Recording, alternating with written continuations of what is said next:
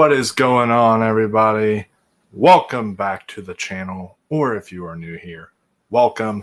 It is that time of year, guys, where we are visiting all of our halfway through the year lists.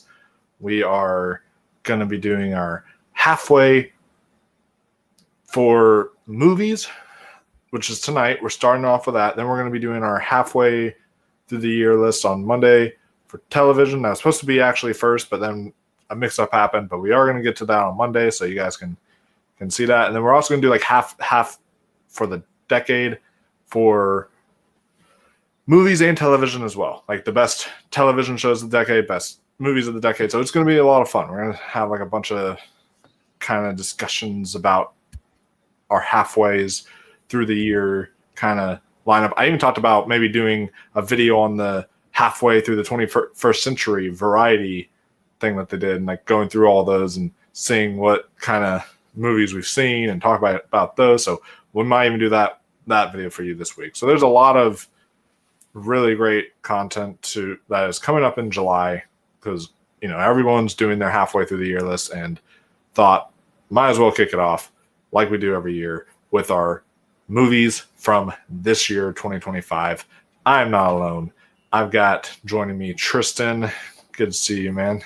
Happy to be here. You think it's a slow year? You think about like how many movies didn't do well, or how many big franchise movies kind of sucked this year. But then you go down the list, and at least out of my 10 here, all of these 10 are like what I would call really great movies. So even though it was a weaker year on the AAA side of movies, I feel like it was a good year for smaller stuff to shine. At least on my list, it was stuff that either was smaller or stuff that, like 6 months ago, I probably would have never thought would be on here. Like there's something on here that's an entry in a franchise that I had like no nostalgia for, no love for, but then this one came out and I was like, oh, I love this. So it was a fun year for surprises, even though there was some big disappointments. Oh, this was like the year of surprises. The fact that K-pop Demon Hunters has a 94% on Rotten Tomatoes just tells you that this is the year of surprises. I'm like, what the hell? I even bigger surprise, I actually watched that movie. But also, like, there's like One of Them Days, which should have sucked and actually was surprising. There's Dogman, which should have sucked and actually was surprising. So it's like kind of interesting with the year of surprises. January was weird. Like we got One of Them Days and Dogman all in January. I'll just say this. I even had conversations with you about both those movies. Like, this one is gonna suck. First dud of the year incoming, kind of a thing. Then, that was actually good. Yeah, that's what makes it just like baffling to me. So, and now, like, ever since I saw K-pop Demon Hunters at that stage, I literally was starting to have like a panic attack. I was like, oh my god, is Gabby's Dollhouse going to be like actually a certified fresh movie? Like, what's going on? Is Smurfs going to actually be like good? Like, what's going on? like I was starting to like freak out. Like, oh my god. I'm a little bit concerned about one thing. What? Do you remember how One of Them Days the trailers sucked, but the movie is actually good? Yeah. The Naked Gun trailer looked good. Oh, yeah. Well, so I'm like, does that mean the movie's going to suck? Let's hope not. Let's hope not. Yeah, I'm hoping it's on this list at the end of the year. That'd be really fun. That'd be a great surprise. I'm crossing my fingers. It's probably like up there. Probably like one of my most anticipated movies of the summer. Because that trailer had me like dying. Yeah, it's a really great trailer, and we need more spoof movies, so hopefully that one is a success. But yeah, I kind of am in agreement that I was talking earlier before you arrived to Andrew that I feel like this is going the route of 2023 this year, because 2023, like 2024, I had bangers early on in the year, but 2023 was like past lives and then middling blockbusters, and that was like, okay, so it was one of those things where then in 2023, when the latter half of the year came, we had the holdovers, we had Barbenheimer, we had all these great ones. So I could see that happening for 2025, where it's like the first half of the year, we get some decent to maybe good ones. Then the like second half of the year is really where it kicks off. So yeah. We Yeah, shall I'm see. excited to get to it. I can't wait to see you guys' lists. We saw a lot of the same movies, but I'm thinking there's going to be a lot of stuff that is on each of our lists that we haven't either seen yet or is not on the list. So even though there was a lot of the same movies, it's going to be a lot of I think different movies too. There's also going to be a lot of hot takes tonight. We're going to be civil about it and be nice, but I know that there's like a movie on my list Tristan hates and a movie on Andrew's list Tristan hates. So it's going to be interesting. Somehow I always end up talking about something I hate when I come on here. I know, right? Find that out that way. So yeah, that should be kind of fun. But basically how this works, just like our normal rankings, but we're going to do it kind of like the musical rankings. So instead of doing the punting like we normally do, just to kind of see it and save time a bit, we're going to try to do our musical style ranking that we did for Andrew's video, where we do our 10 through 6, then we do our 5 through 2, and then we each will talk about our number ones when it comes to that time. Like share after everybody's left, or after you do like your Yes. 10 through 6? Like, can we share like our thoughts on your 10 through 6? Yes, as long as it's not like long-winded or anything, you can.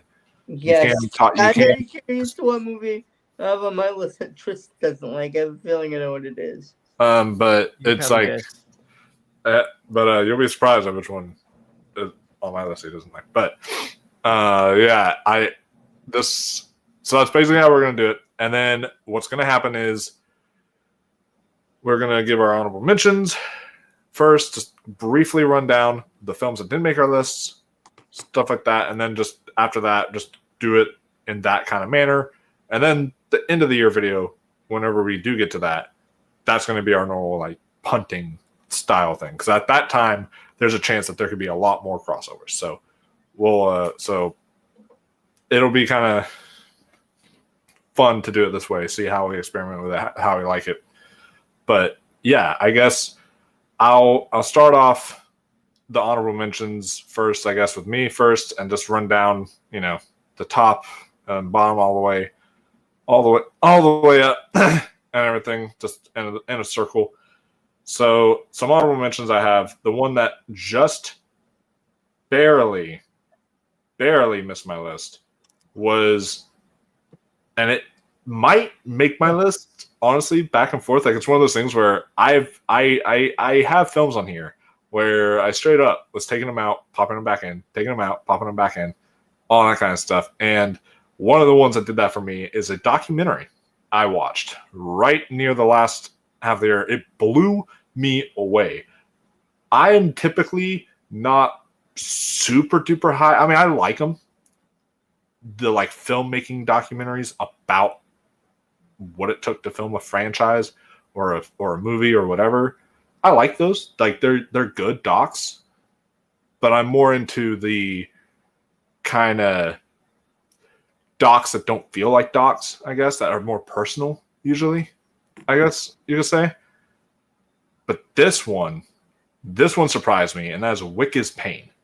And this is a documentary all about the John Wick franchise and what went into making them, how it almost didn't even happen, how Eva Longoria was literally the reason those films happened. Like, without her, those films would never have existed, because she basically saved them from a hole that they were sinking in, from just financial ruin for that franchise. And it's a very fascinating look at the film. I love too that the documentary literally takes its time in a segment to actually honor the stunt community and all the stunt workers that were on these sets. I just love that, because I've always said stunt people need to have their time in the spotlight. They need to be recognized. So I'm glad that they were able to be recognized and actually have that here in this documentary. My other one of my honorable mention is Warfare. I thought this was really, really well done. I know some people weren't fans of this one as much. They were like, oh, war is bad. I mean, yes, war is bad. That's what it's saying. We know that.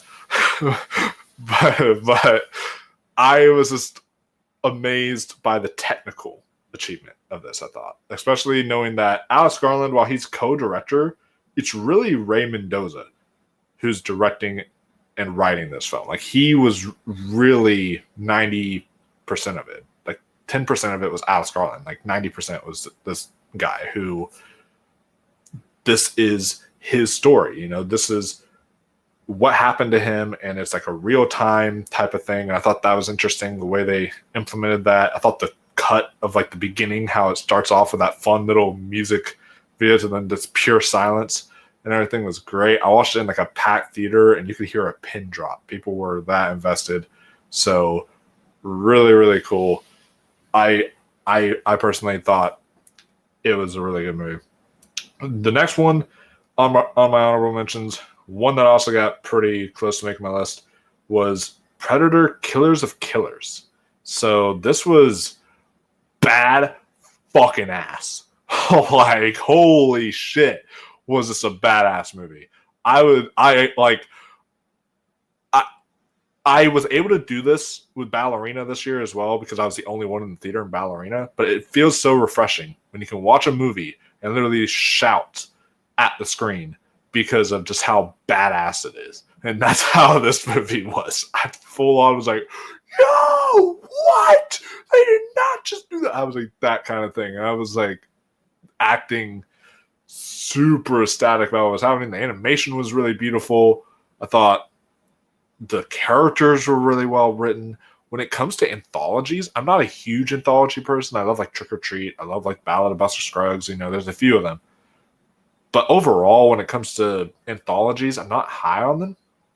This is definitely one of the best anthologies I've ever seen, because it interweaves the stories, connects them really well. So I was really impressed with Predators: Killers. Next one I watched, Friendship. Funniest movie of the year, hands down. Just laugh out loud, hilarious. Nothing tops that. I don't think it'll be hard for anything to top that when it comes to comedic timing, and just when it comes to how hard I laughed. Like, I almost thought I was gonna have to call 911. Like, I straight up thought I was gonna have to like call an ambulance because I was like laughing so hard. So it was great comedy. Then Sally, another documentary, which is actually about the first American woman to ever be in outer space. So kind of interesting, but also it's about her relationship that she had with Tam O'Shaughnessy. Sorry if I pronounced her name wrong, but they were a lesbian couple during, you know, that 70s kind of era, where she was actually married to a man, but she loved Tam. And it was one of those situations where it was, you know, she couldn't be publicly out while working at NASA. So it was kind of an interesting exploration on her as a person, but also just the achievements that she pulled off at being the first American woman to be in outer space, to be an astronaut. Really, really fantastic stuff. We all talk about Neil Armstrong, but I feel like Sally Ride should be in that same conversation now after seeing this documentary. And not just a goof. This is one that it was definitely not a goof. This is a documentary about the making of the Goofy movie. And I've always loved a Goofy movie. I love the sequel as well, but this just made me love it more. Really great doc. And then a few other last ones I wanted to throw out there. Rapid fire. I got Mickey 17. I got Marley Matlin, Not Alone Anymore, which is another documentary. The Things You Kill, which I saw at Sundance. Really great film. Thunderbolts and Final Destination Bloodlines. So that is kind of the encapsulation of my honorable mentions. What about you, Tristan? What are some of your honorable mentions? Yeah, I'm only going to mention a few, and I'm going to kind of just mention movies that are, I think you should check out, that didn't quite make my list in terms of being that great, but I think are ones that you should have on your radar and not really miss. The first for me is going to be a a rom-com called Jane Austen Wrecked My Life. This is a French-English kind of hybrid release from Sony that came out early in the year, and it follows a woman named Agatha who lives in France, and she's a bookseller in France, and a guy that is in her life decides to submit some of her writings to the Jane Austen kind of foundation retreat that does like a 2-week residency for young writers, and she ends up going to this retreat and having to travel across, going kind of like a road trip to get to this retreat. And along the road, she has all these like chance encounters that are essentially right out of a Jane Austen novel and have all of these kind of like allusions to Jane Austen's work and that kind of a thing. And as she's going along, she's falling in love, and you get kind of a great throwback romance. A movie that like this would definitely drop on Netflix in today's day and age. It would be like a Netflix miniseries in today's day and age. So I was really excited to see this come out in theaters and to see people actually like be at the theater with me seeing this. So if you like stuff like Materialists and you want to see another kind of under the radar, slow burn, kind of quiet rom-com, Jane Austen Wrecked My Life is a pretty good pick for that. I also want to shout out Dangerous Animals. This is one that was not really on my radar at all. It's about it's kind of like a shark movie. You know what the shark movie is. She goes out, she's kind of this, I can do whatever I want. I'm the best surfer of all time. And then she goes out and she finds out once you get out in the ocean, you're not quite the top of the food chain. And this is a really fascinating movie because a lot of the shark footage in this, if not all the shark footage, is actual shark footage of sharks that they like edited into this movie. So it's very impressive in terms of a production side and how they made that footage really scary and actually looked like she was there interacting with these sharks, when in reality, it wasn't a robot, it wasn't CGI, it was an actual shark that you're looking at. Like, really impressive from that perspective. So if you want to see a really good thriller and a shark movie that's not Jaws, I know Jaws is back in theaters coming soon. So if you're in the mood for a great shark movie that is not Jaws, check out Dangerous Animals. You don't really get shark movies that are this good, so check that one out for sure. My last honorable mention here is going to be a documentary as well, one that I just watched recently. It was called George A. Romero's Resident Evil. So if you don't know, the video game Resident Evil at one point was going to be adapted by George A. Romero into a film. And it's one of those kind of like would have been almost happened kind of things. And this documentary goes into how that came about, how those two paths crossed, and then kind of pontificates about what the movie would have been like if it came out and what that could have been like for video game movies, for Resident Evil as a franchise, as an IP, and for George Romero's career. A really interesting documentary. Not quite like amazing and kind of long-winded, but definitely good and gives you a lot of information about something that I knew very, very little about outside of like an IMDb trivia note. So those are my three. Nice. I do want to point out that first off, I never even heard of that doc. I'm definitely have to check out that doc now. Dangerous Animals was fun, but one that I don't know. I think I was in a bad mood when I watched it, and I kept on like screaming at the main character because of all the stupid ass decisions that were being made throughout the whole movie. Like I was rooting for Jai Courtney, and that's usually never a good sign to root for the actual serial killer of that movie. And then as in terms of your other what was your other honorable mention? I had Jane Austen Wreck My Life. Jane Austen Wrecked My Life. Doesn't sound like she wrecked your life. It sounds like she made your life more pleasant. Yeah, that's what it seems like. Sounds like a good life to me. A lot of beautiful nature shots, going on the road with a hot guy. Doesn't get much better than that. Exactly. What are some of your honorable mentions, Andrew? Okay, so the first one is this little movie called The Parenting. It was on HBO Max. Basically this gay couple, these two guys. One guy's gonna propose to the other guy, and they go to this place, and they're having their parents come there, and it's the typical like meet the parent style setup of you've got one family that's like this, the other like this, but one guy doesn't like the other guy, But here's the thing: this movie slowly turns into The Exorcist meets The Shining. I'm sold. Like somebody gets possessed and they're all like trapped in this like environment because of like road conditions. So I'm like, this is literally Meet the Parents meets The Exorcist meets The Shining, and I'm like, this is a combination that should not work. Like this combination really should not work like at all, but for some reason they actually managed to really pull it off really well, in my opinion. It is a really fun watch. Nice. And another one is The Amateur. It was one that the trailers had me like, okay, this looks this I had absolutely no interest in it, and then I saw it and I was like, whoa, that was a lot better than I thought that it was going to be. Like, and I love the consistency that's in the movie. With like, if you know how they made, because the main character doesn't want to kill people with a gun. He doesn't like want to shoot people. But you'll notice every time these people die, he technically never actually shoots the individual. Mm-hmm. And Sure. I'm like, that is a really good way of killing the characters off, but having your main character stick to his morals, in my opinion. Yeah.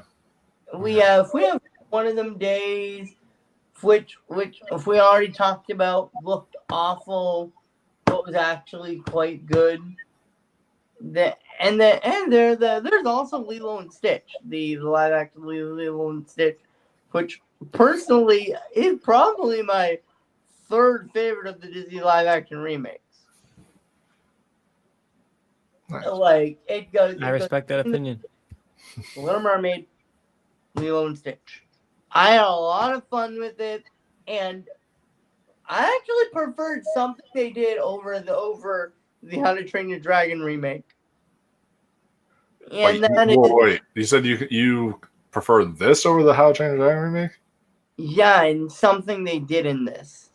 Oh, okay. Interesting.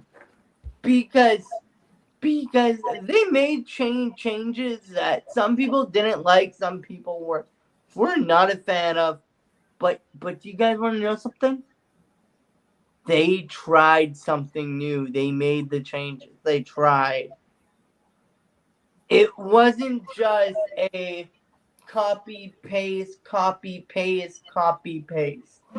They threw in a few new elements that it may not work, but at least we could say, hey, they tried something. Where the 100 Dragon remake I loved, but the only biggest issue was I'm like, this is literally, I felt like beat for beat the animated movie. Like, if you're going to do a live action remake, at least try to include something that is new. Something that pushes the story in a new direction. Doesn't have to be anything big, but just something. Yeah. All right. It definitely made changes. I don't know if they were positive changes, but they were changes. Yeah, they were.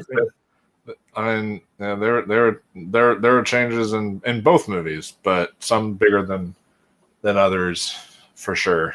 But yeah, so does that bring us to our 10?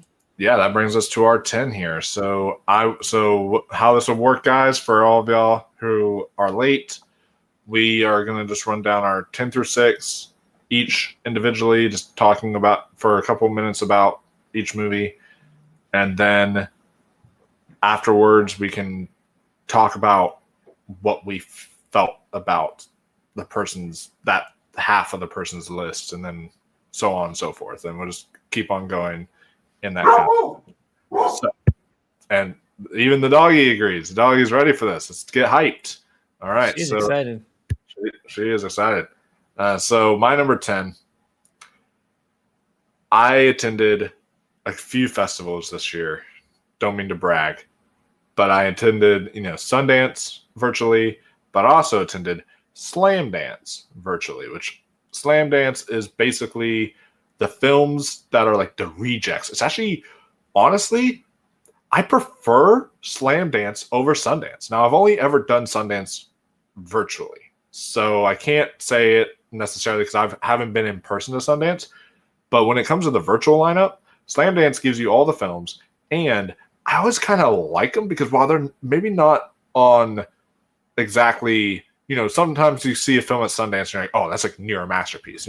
While they may not be on that scale, they're always like, this is like an underdog, like a little engine that could type of film. And like that's why I kind of love about Slam Dance is they give you those kind of films because they're the rejects that were literally rejected by the Sundance Film Festival. So it's kind of interesting to see the films that were rejected from that festival that are here now.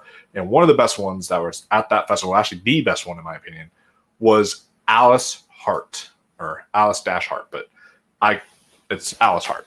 And if you love Noah Baumbach, Greta Gerwig, stuff like that, this is the kind of culmination of the both of them making a baby, which is ironic because they are a couple in real life. This feels kind of like their style of a film. This is like a Frances Ha. This definitely has a lot of Frances Ha. There's some black and white in there that is very reminiscent of it. There's, all this kind of stuff in there. It's about this girl who's kind of navigating through her life. She is trying to pay rent for her apartment. She's trying to make her boyfriend even help pay rent, and he doesn't want to pay rent. And she's struggling with that. She dropped out of school, but she's like trying to go back to this writing school, and she goes to the writing class. Then she makes basically the teacher there hate her. So then she gets basically kicked out of school again. She's just trying to navigate through life, and it's a coming of age story that is both profound. It's also hilarious. It is emotional at times. You connect to each one of these characters. The script, one of the best written screenplays of the year. And this is a very small kind of film too. That's one of the best scripts I've seen this year, and it's written and directed by Mike Massera, and I believe this is his first feature film, if I remember correctly. Yeah, this is his first feature film, and he knocked it out of the park for his first feature. But I really want to talk about Lisa Karundeng Sweeney. I'm so sorry if I mispronounced her name. We actually have physically talked. We kind of know each other a bit, so well, in the sense of actually had conversations with each other, but I've never talked to her in person in the sense of if I mispronounce her name and you're watching this, I'm very sorry. But she was really great in this film. I thought she was definitely a standout performance of this year. Like she was a huge, like I just did not see her coming whatsoever. She was really good. So I wanted to definitely show some love to her. To the rest of the cast, I thought they were all really exceptional, really bounced off each other well, all had great chemistry. So I don't know when it's actually going to release nationwide, but whenever it does, Alice Hart is one I definitely recommend. It's a much smaller film. I was not expecting to still be in my top 10 of the year, but it is in my top 10 of the year so far. So, and as far as my number 9 goes, I have the Ballad of Wallace Island. This is, now anyone who knows me knows that I am a absolute sucker for music movies because I have movies and television kind of tied together as like my first passion, and then my second biggest passion is music right behind that. Like I listen to music frequently. I love music, especially folk music. Folk music has a really special place in my heart. And so when I heard they were doing a folk music kind of movie like this, is set in Ireland, I got really excited. Then all the reviews came out at Sundance, and it got me even more excited. So I got to watch this not too long ago on Peacock. They're streaming now, guys, and I would tell you this is such a delightful film. It's so charming. It's heartwarming. It's emotional. It's hilarious. I thought, Carey Mulligan, she doesn't have a big role in it, but I thought the role that she does have was really solid. She was also in Inside Llewyn Davis, which was also another folk kind of singer movie there that she was really exceptional in. Sian Clifford almost stole every scene she was in. She's great in this movie. As kind of like a ditzy Irish shops person who doesn't know like what a Reese's peanut butter cup is. It's like really great. I thought she was excellent here. And then Tom Basden, the main character in here, he was excellent. Tim Key, he starts off as Charles Heath's character. He starts off extremely annoying, but then you learn to like him. And basically what this film is about is his character, Charles Heath, has won the lottery. I think he won the lottery like 3 times is what they said or something. So he's like super mega rich. He just lucks out and wins the lottery. And and to honor the 5-year kind of anniversary of his wife who has passed away, or he decides to invite his heroes on to do a concert that they signed on to, but they did not know that concert was just going to be for him, just so he can have that moment to sit there and reminisce in the memories of his wife who's passed away. And so it's a really beautiful movie that just feels so warm. So I definitely recommend it. If you guys get a chance to see it, check it out. Next on my list is a documentary. I gotta have a documentary in my 10, and the one that stuck out to me was one called Deaf President Now, because it has an exclamation point. So I had to say now at the end there to make it, to put the emphasis on it. And what this documentary is about is it's basically the greatest civil rights movement that most people have never heard of. It was in the tumultuous days of 1988, and this takes place at the only deaf university that has ever existed. And you follow this group, I think it was like 4 or 5 people who you're following, who all kind of, it was 4 of them. So it's 4 people who wanted to make this huge change because they're trying to elect a president of the school. And every president that they have gotten at the school every year has always been someone who wasn't deaf.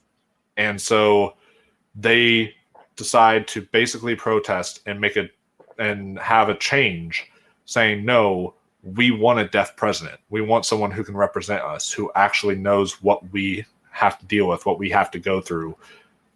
It's a really beautiful documentary, empowering documentary of story I didn't even know about. I didn't even know there was a deaf university. This is a fascinating documentary to learn about. It's on Apple TV Plus. If you guys have not seen it, I highly recommend it. It's very, very good. And I applaud all 4 of these people for coming together to make this change. And one of the presidents in there, by the way, he straight up, when y'all watch this documentary, I urge y'all to try to not see Scott Mance in one of these characters. He's straight up like Scott Mance. I was like, hey, it's Scott Mance. It was like kind of funny. But yeah, this is a really beautiful doc. And I did want to say, who would have ever known a documentary might have some of the best sound design of the year? It's not going to happen, but I would flip if this got a best sound nom at the Oscars, because the way they actually implement the sound from hearing to deaf, and they'll do it like in this interesting, seamless kind of fashion. It was really, really, really good. So I definitely got to applaud them on that. It almost made me wish I would have seen it in a theater. I watched it on Apple TV Plus, and I was sitting there, and the sound was great, but I was like, damn, if I would have seen this in the theater with like the speakers and the way the speakers are, the muffles of the hearing aids, all that, oh man, that would have been interesting. Like that would have been really cool. So yeah, Death Rises Now, great documentary. My number 7 is one I saw at Sundance. Probably still the most depressing movie I have seen this entire year, called Omaha. And basically it is about this father played by John Majaro who decides to go on this road trip with his daughter and his son after kind of losing their wife, and he's trying to, I guess you could say, that this is kind of a cathartic journey for him. And so as he's going on this, he's going through all these challenges, all these obstacles, and it's basically just a road trip movie. But this deals with a subject matter. I don't want to spoil it because the film is not officially out yet.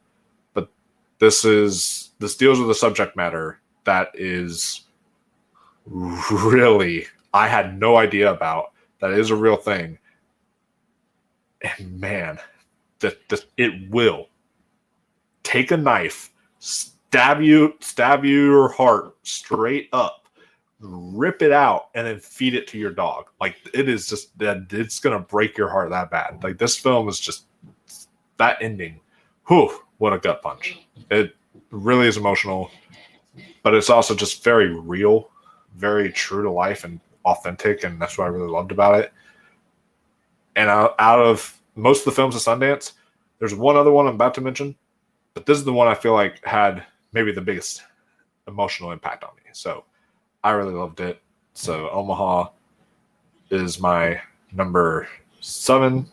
My number 6 is another one I saw at Sundance. So first off, F you, Sundance, because I ordered tickets to Twinless, and then some people had to upload scenes from that movie, and so Sundance was like, no, we're not going to give you access to that movie anymore. So boom, delete, your ticket's gone. So what I had to do was scramble last minute. They gave me a free ticket access to get another movie, but I had to scramble last minute to find another movie, and I was like, well, what am I going to find?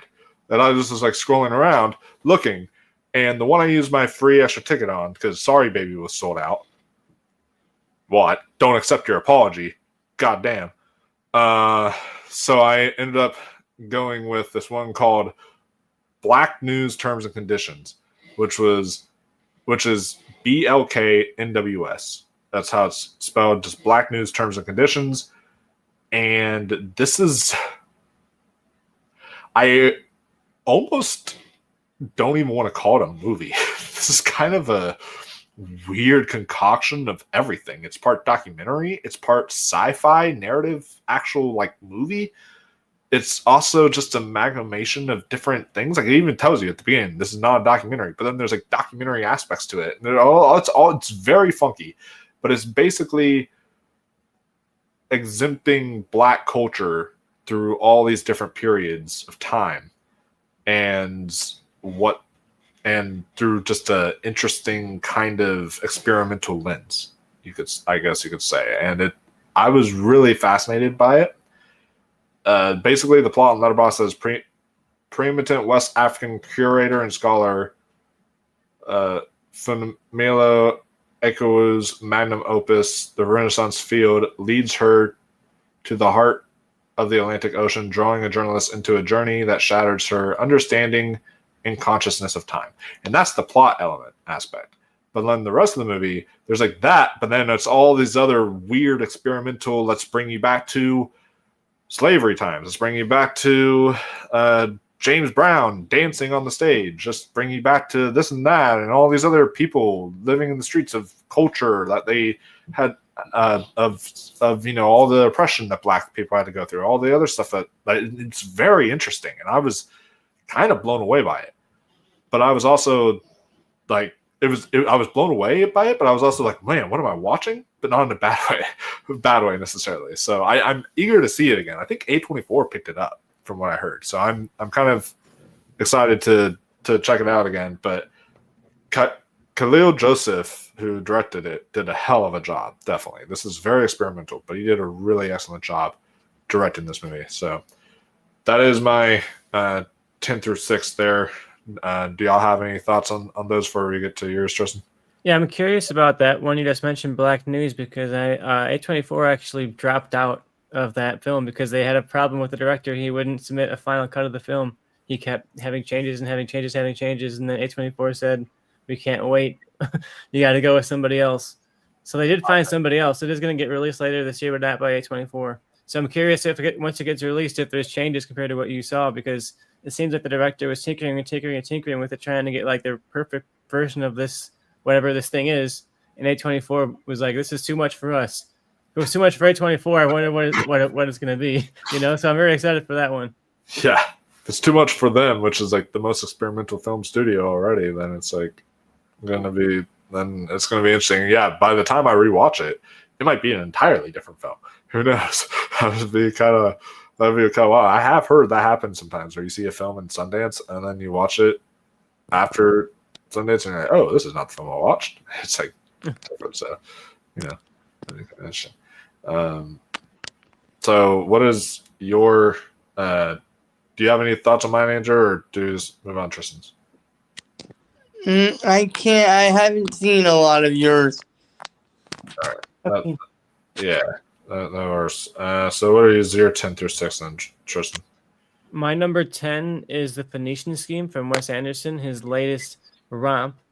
I wanted this to be higher. There's elements in here that are so cool that I'll talk about, but it ultimately is held back by just like a little bit of a lack of ambition on Wes Anderson's part to just break away from his mold. But this is a very good version of a Wes Anderson movie. It's just not a great version of it. It has all of his touch and all of his style. It looks great. It sounds great. There's moments in here that are actually like very violent. Like there's moments of death and gore. Like I was shocked to see gore in a Wes Anderson movie, but it's there. And there are reports about this being a more serious version of a movie than his normal movies are. And it's not really that, but like it's almost that. Like there's little touches of that. Like I said, there's gore, there's death.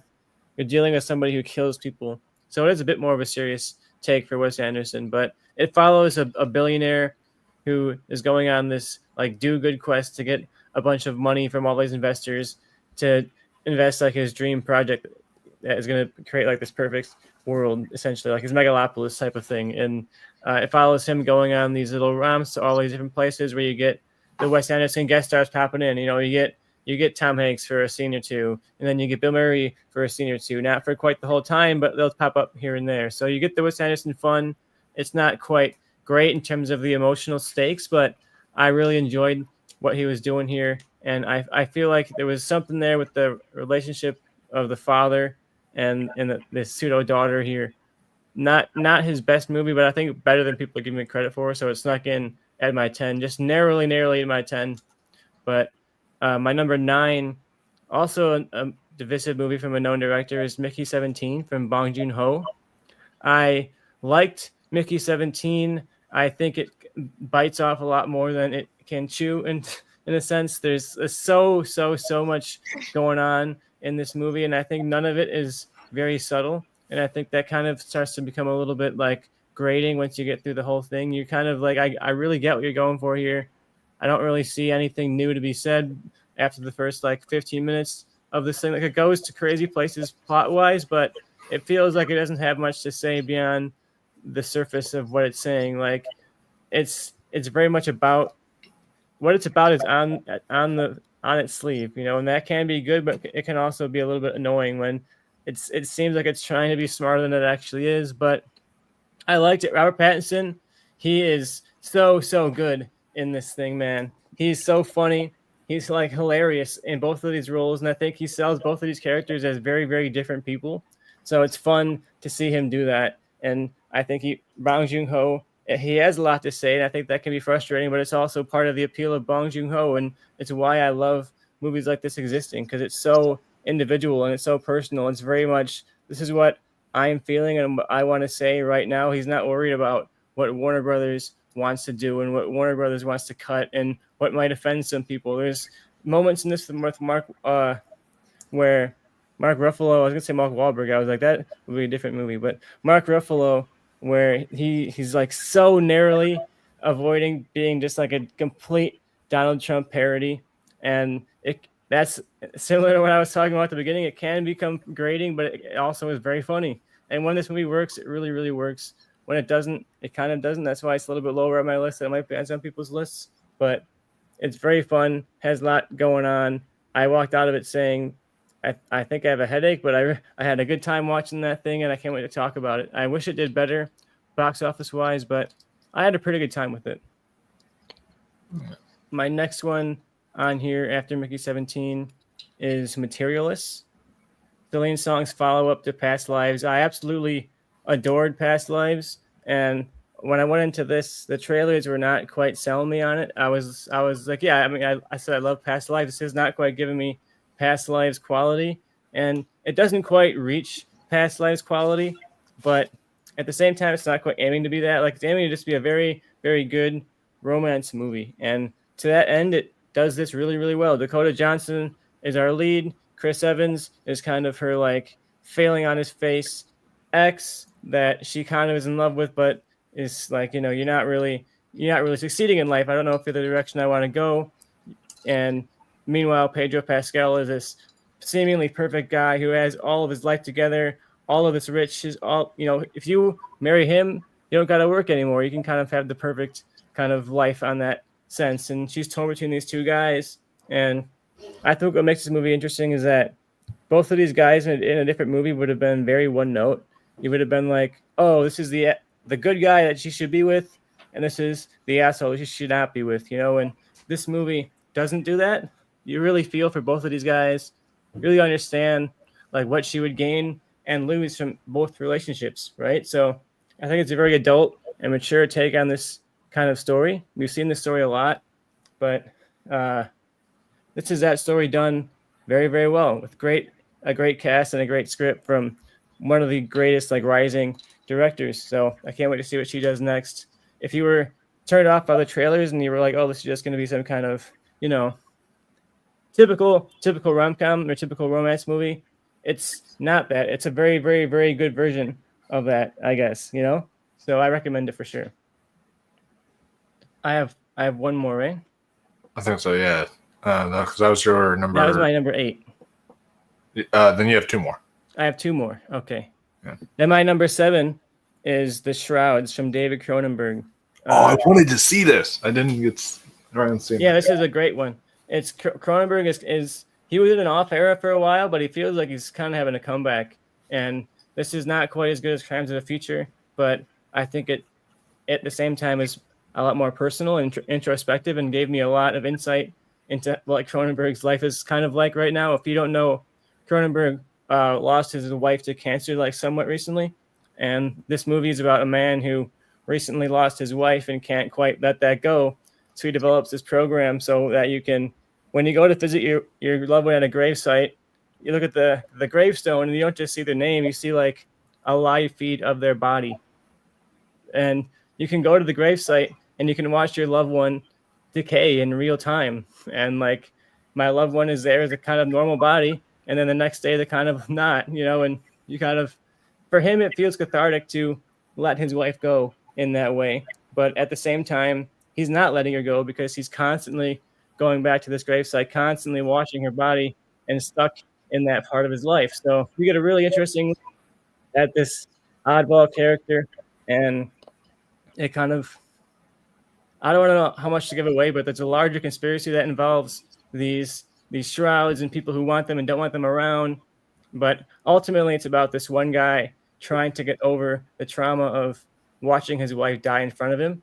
And I think when Cronenberg went through that himself, it makes this a very impactful film. And when I saw it, Cronenberg was there. He came out afterwards and talked about the film and answered questions and talked to all of us. And that definitely added to my appreciation for this film. But it's one that definitely flew under the radar. So if you like Cronenberg and you want to see a very slow burn, funny, very, very funny, you wouldn't expect it to be that funny, but it's very, very funny. The whole crowd was laughing.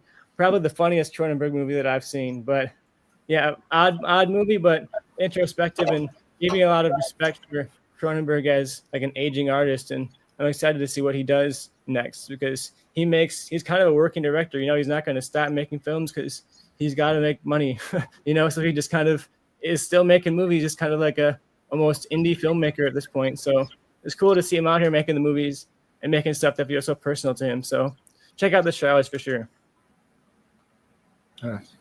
My last one that came up on Michael's honorable mentions is Friendship.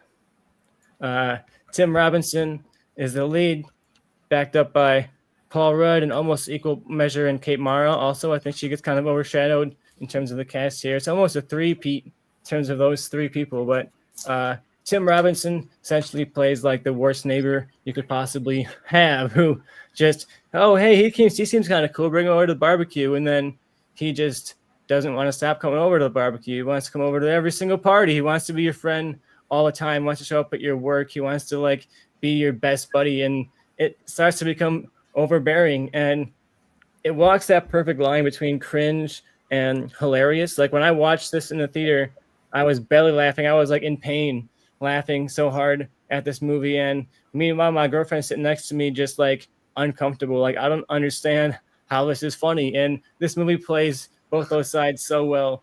And I know people who watched this and were like, that was not funny at all, but I thought it was great. And I watched it and I said, that was so hilariously funny. But seeing this relationship decay and like the lengths that Tim Robinson's character will go to just to have like some level of a human connection, I think also adds some heart to this film. It's not just pure cringe. There's a like an uncomfortable level of relatability to the character where like I look at him and I see some of the most desperate moments I've had to connect with other people. And like when you make some really terrible social mistake in public and you're like, oh God, this is the worst thing that I've ever done. But you also see in him just like everyone's desire to be understood by somebody else, right? And Paul Rudd's character is this really charismatic news anchor who seems like he has the world together, but in reality, he has all kinds of secrets himself. He's a very insecure person in so many ways. And I think in a way, Tim Robinson's character understands him and connects with him. So both these characters are longing for human connection in a way that I thought was really interesting and made this movie more than just total cringe comedy. You actually felt for these men and what they wanted and what they couldn't have in life. So check that one out. I really, really loved Friendship. So I guess you could say, are you sorry you being a bad boy, Tristan? Prepare yourself, though. It's a painful sit. It is. I have not seen Friendship, but I am curious about it. Yeah, that movie, man.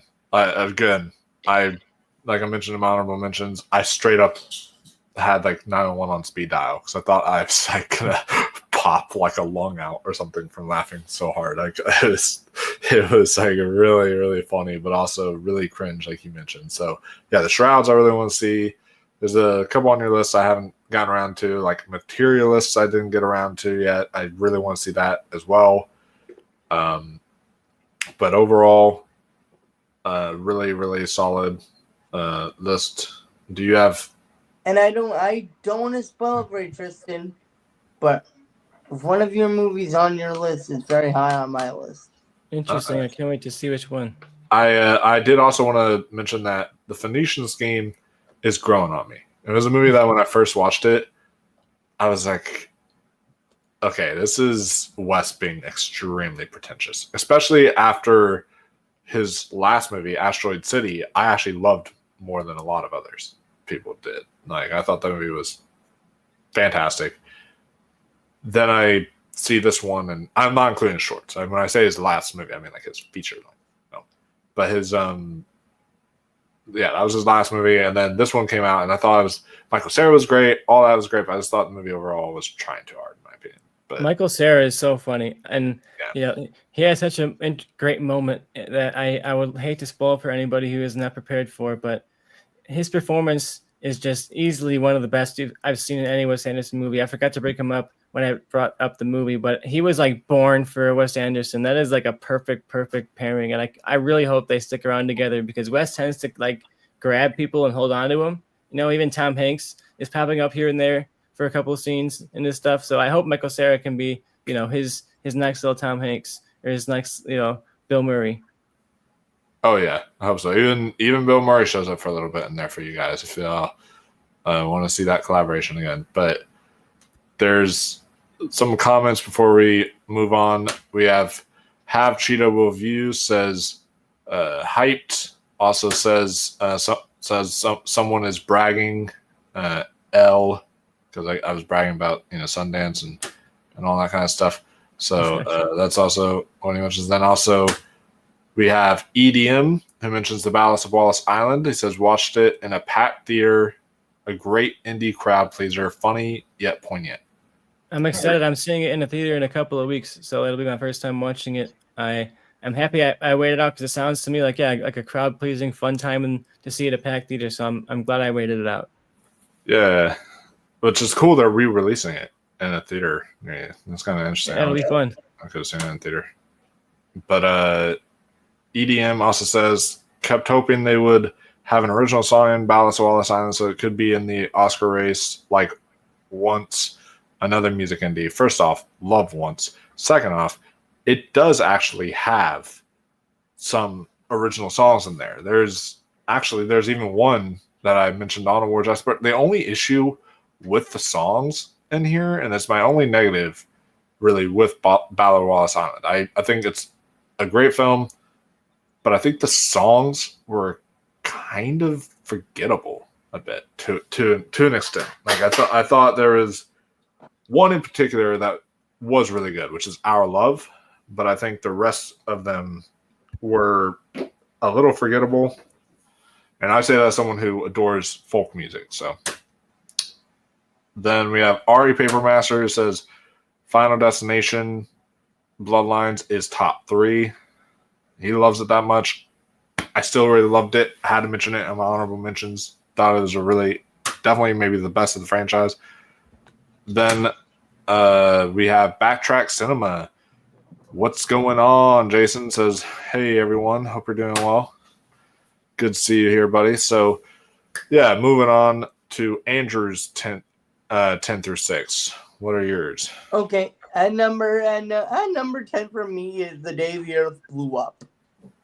I just felt this was just a wicked wholesome movie that of course it's the Looney Tunes, so it's gonna be packed full of joke, sight gag, joke. And they do a pretty good job at capturing that really good feel of that feel, and the joke ratio in this movie is pretty good. Like it's pretty consistently. There's always a visual gag or a sight gag or somebody saying something funny or something. And also, Nina mentioned there's a little plot twist in this movie that I actually did not see coming involving the villain. And I do find it pretty ambitious, the fact that they did not use Bugs Bunny in this movie. Mm-hmm. Yeah. Fair. Porky Pig and Daffy Duck, and I'm like, wow, I would have assumed that since Bugs Bunny is their biggest cash cow, that it would have been him and Daffy. But this movie really, really worked. It was a lot of it was a lot of fun. One that I definitely would not mind watching again. It was also very emotional. Oh yeah, yeah. This is that's like for I'll save it once you're done, but you can go through yours. Number 9 is Nonas, starring Vince Vaughn. That movie was on. It's a movie on Netflix. It's such a sweet, heartfelt movie. It's basically about this guy loses his grandmother, and I believe his mother too. It's been a few weeks since I watched it, and basically they were at the Italian cuisine, So what he does is he remembers all of these recipes that were like passed down through the family. So what he says, you know what? I'm going to build a restaurant and invite Nonas to basically make their make these like special recipes that were handed down from like their families and their families and their families, and bring it into the restaurant where people can actually order the food and have it being made by Nonas. And it was just it was a funny movie. It was such a really heartfelt movie. It just works so well. And Vince Vaughn is like a hit or miss person with me. Like, sometimes I think he's annoying as fuck, and sometimes I find him to be like, you know what? I actually like you in this movie. He was really good at this movie. Like, not Oscar worthy, but not bad. And I'm like, wow, you actually make me really like you in this movie. So if you're looking for like a really heartfelt movie, I strongly suggest you watch Nonas. And then at number 8, probably the most like after after the movie where you're just thinking about things after you see a movie. Yeah. You get in that bro mode, you're just like, dang, I'm in my thoughts now. Right. I watched the movie Companion, and it was such a good movie. And then it raised in my head because of, and when I love this, and not only was it really funny, but they went in the direction of before they had the robot, not like, oh, I want to get revenge on the world. No, she just wanted to live her life. She just wanted to have her own life and make her own choices, It's not like a Terminator 2 style, oh no, all humanity is destroyed. I like this different angle that they took. And then it raised so many questions about AI, like, because before you found out that this woman was a robot, would you believe that she was a robot, Michael? Well, I wouldn't have if the fucking trailer didn't spoil it. That trailer is one of the worst trailers of all goddamn time. Holy fucking shit. Y'all should be ashamed of yourselves, trailer makers. Yes. Just saying. Yes, so it raised so many questions about what if one day if we had a president of the United States or like a CEO of a company that was just AI, that was a literal robot just like that woman was. Like, damn, this movie not only was a good movie, but it left me thinking about things. It left me with stuff on my head after I've seen the movie. And I love it when a good movie can do that. Yeah. I love it when a movie has the ability to do that. At number 7 for me is the Thunderbolts. Definitely on the higher list of MCU movies since Endgame. Definitely, I think on the higher end. What? I think so. Yeah, I agree. Definitely, in my opinion, it's up there with like movies like No Way Home and Guardians 3 and Shang-Chi, like where it's like okay, this is genuinely a good movie. Well done, Marvel. This is great. Thank you. And I love the name twist. I love that. I love how they make every character like likable, and they give them a likable backstory. Like, they make you sympathize for John Walker, which is neat. Who literally killed somebody in Falcon and the Winter Soldier. For not to interrupt, but for any of those who don't know the context, a lot of people say I look like Wyatt Russell. So yeah, you can. I can see it, but they make him likable. They make, and I and I just love how the third act was done differently than other Marvel movies. How they actually have to come for Bob, Oh yeah. and it's not just like, oh hey, we have to fight Bob, kind of a thing, where they actually have to kill Bob, kind of. No, they go a completely different route, and I love that. It was funny. I felt everybody worked really well together. Worked like extremely well together. Highly recommended. I cannot wait for this movie to come onto Disney Plus, so I could watch it for a third time. It was a really good movie. And then at number 6 is Alto Knights. I just felt like this was a pretty good mob flick. With Robert De Niro playing dual roles. That did kind of get confusing after a while. Mm-hmm. Cause it felt like, which one is that again? Which one is that again? And I love me a good mobster movie. And I felt this one hit the nail on the head. It really did the trick. I need to rewatch it, but I remember walking out of that movie feeling really happy with it. Well, you and Variety are best buddies because you two are the only people I've seen who have Alto Knights in their top 10 for sure, which is interesting. I got to watch like a little bit of it. I need to watch it on Max. I tried to show. I literally drove to the theater. I was like, oh, I can be 10 or 15 minutes late because of trailers. I walked in there, and I'm about 15 minutes late to the movie, and the movie's like 5 minutes in.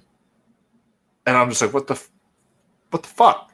And I got like super upset because I'm like, what? I thought the trailer that's what bothers me today about trailers is you get stuff that's going to be 25, 30 minutes, 35 minutes of trailers. Then you get stuff that's like 10 minutes or whatever. And you're just like, really? So that's always irritating to me. Speaking of trailers, I have to reiterate, loved Companion. Would also have mentioned it in my honorable mentions. Really fun movie. Fuck the marketing team. Because even all the people in the movie were saying, do not watch the trailers. I was lucky, all right? Because I remember seeing that first teaser where she's like burning her arm or whatever in the candle. And I was like, whoa, what the hell? I was like, this is all I need to see. So every single time the new trailer would play in a theater, I would always do this and like cover my eyes when it would do that. So I never actually saw what was in the other trailer until later. But I feel so bad for all of like my friends, all the other people who saw that full trailer and then went into the movie and got it spoiled for them. I hate that. I hate that with trailers, and that's why I'm avoiding the Weapons trailer. That's why I avoided the 28 years later trailers. That's why I'm avoiding all sorts of different trailers this year because I'm not going to deal with that shit anymore. Like, I hate that. But still a great movie. And also one shout out, your Looney Tunes pick was very inspired. That would also be in my honorable mentions. That movie, huge surprise. It was very good. I was not expected to like it as much as I did. So I felt like the twist was like legitimately like, I'm like, whoa, okay, I did not see that coming. And it had one of the hardest laughs I've had in the theater this year. It's the joke with the guy who's like walking like that. Like, that was one of the funniest things I have seen this year. It was really funny. So great list there. Yeah, I'm happy to have you on here, Andrew, because you had so many movies that would never make it on the list if you weren't here. Stuff like Alto Knights and Nona's and Looney Tunes. Like, that's why I'm glad that you were on the show with us, because it's fun to have multiple perspectives. Because I'm glad we all have such different takes on what made great movies this year. Those are movies that I'm glad are on the list because they wouldn't have been brought up at all without you here. And funny enough, I was talking to Michael, and this year to me has been a very disappointing year. So that's why I'm not as passionate this year about certain movies because I just felt, other than the top three, I feel that everything else is just, wow, this is good. Or that's really good. Yeah. Hoping by the time we get to a top 10 that 9 other really good movies have come out. Oh yeah, I'm sure there will be because we have Oscar season. We got all this stuff that's really good. So I assume there will be some really great movies that will come in there. But it's still really interesting that all of our lineups are very diverse here. But Tristan, I loved how positive you were. Once I reach my number 3, you're about to lose that positivity. But Oh because boy, we're now on a 5 through 2. So my number 5 I wanted to throw out there is one that you're still going to be positive on, which is The Ugly Stepsister. This is one that blew me away, honestly. So when I had my list made, originally this was at number 9, and then it's now bumped up to number 5. Like I just keep on thinking about this movie, and I'm like, this movie fucking slaps. Like this movie is so cool. And I was shocked because, technically speaking, this falls in the same category as Winnie the Pooh, Blood and Honey, and all these other ones because it is a public domain horror film. That was like, let's just take a public domain horror film and see what we can do with it. But this one was actually clever because this is a Norwegian, I believe, if I remember correctly. Yeah, this is a Norwegian horror film that is kind of a body horror in a way, but also very dreamlike because there's a lot of dreamlike scenery in there that pops into play and everything. And I thought that was really interesting. You're selling me here. But yeah, this is kind of a body horror movie where you follow the perspective of one of the ugly stepsisters, and she is jealous of Cinderella. Just like in the story of Cinderella, she wants to be beautiful like Cinderella. So you see it in all the images. She has this thing over her nose through a lot of the movie because she gets a nose job. She's like, I need to be beautiful like Cinderella. She does that. And then she's like, that's not good enough. People are still laughing at me. People are still making fun of me. I need to go further to be as pretty as Cinderella. So she keeps on going further until this poor girl, I don't want to spoil it, but it gets wild. And it's one of those movies that it's not quite like The Substance where it's like, oh, body horror galore. You're like, oh, kind of thing. This is more so very kind of subtle with its body horror. There's like stuff that's like up close images and shots, and you're like, oh God, why am I looking at that? Like up close kind of stuff and other things like that. That's kind of more in the vein of the body horror here. But when they do show some body horror, it is graphic. It's really well done. And there's something that is, this is say, if you've read the original novel has a foot scene, and that foot scene is actually adapted in here, but they actually take like a horror spin to it, and it's like, oh, that is it gets really disturbing, but you also sympathize with the stepsister. And I've never sympathized all these years watching the Cinderella movie. I've never sympathized with any of the stepsisters. But this one, you actually do sympathize for her because she wants to be pretty. She wants to be able to just have the same kind of pleasures as her. And it's a really interesting kind of look at the kind of societal norms during that era of how, you know, the stepsisters came from kind of a little bit more, they're more like poor a little, they can't really afford to have certain stuff like Cinderella can. Then Cinderella has all this nice stuff, and you know, there's that different, it almost is like a metaphor on class even and all that kind of stuff. So it's really some interesting stuff there all thrown in here. And honestly, it might be the greatest Cinderella film of all time. And I never thought I'd ever say that a body horror movie called The Ugly Stepsister would be the greatest Cinderella film of all time, but here we are. Yeah, so it's a Shudder original, so check it out on Shudder if y'all have not. It could creep up my list even further because, like I said, it was at number 9. Now it's number 5. So who knows? I loved it. Number 4. I'm about to be screamed at. I'm preparing for it. All right, I have my ears ready.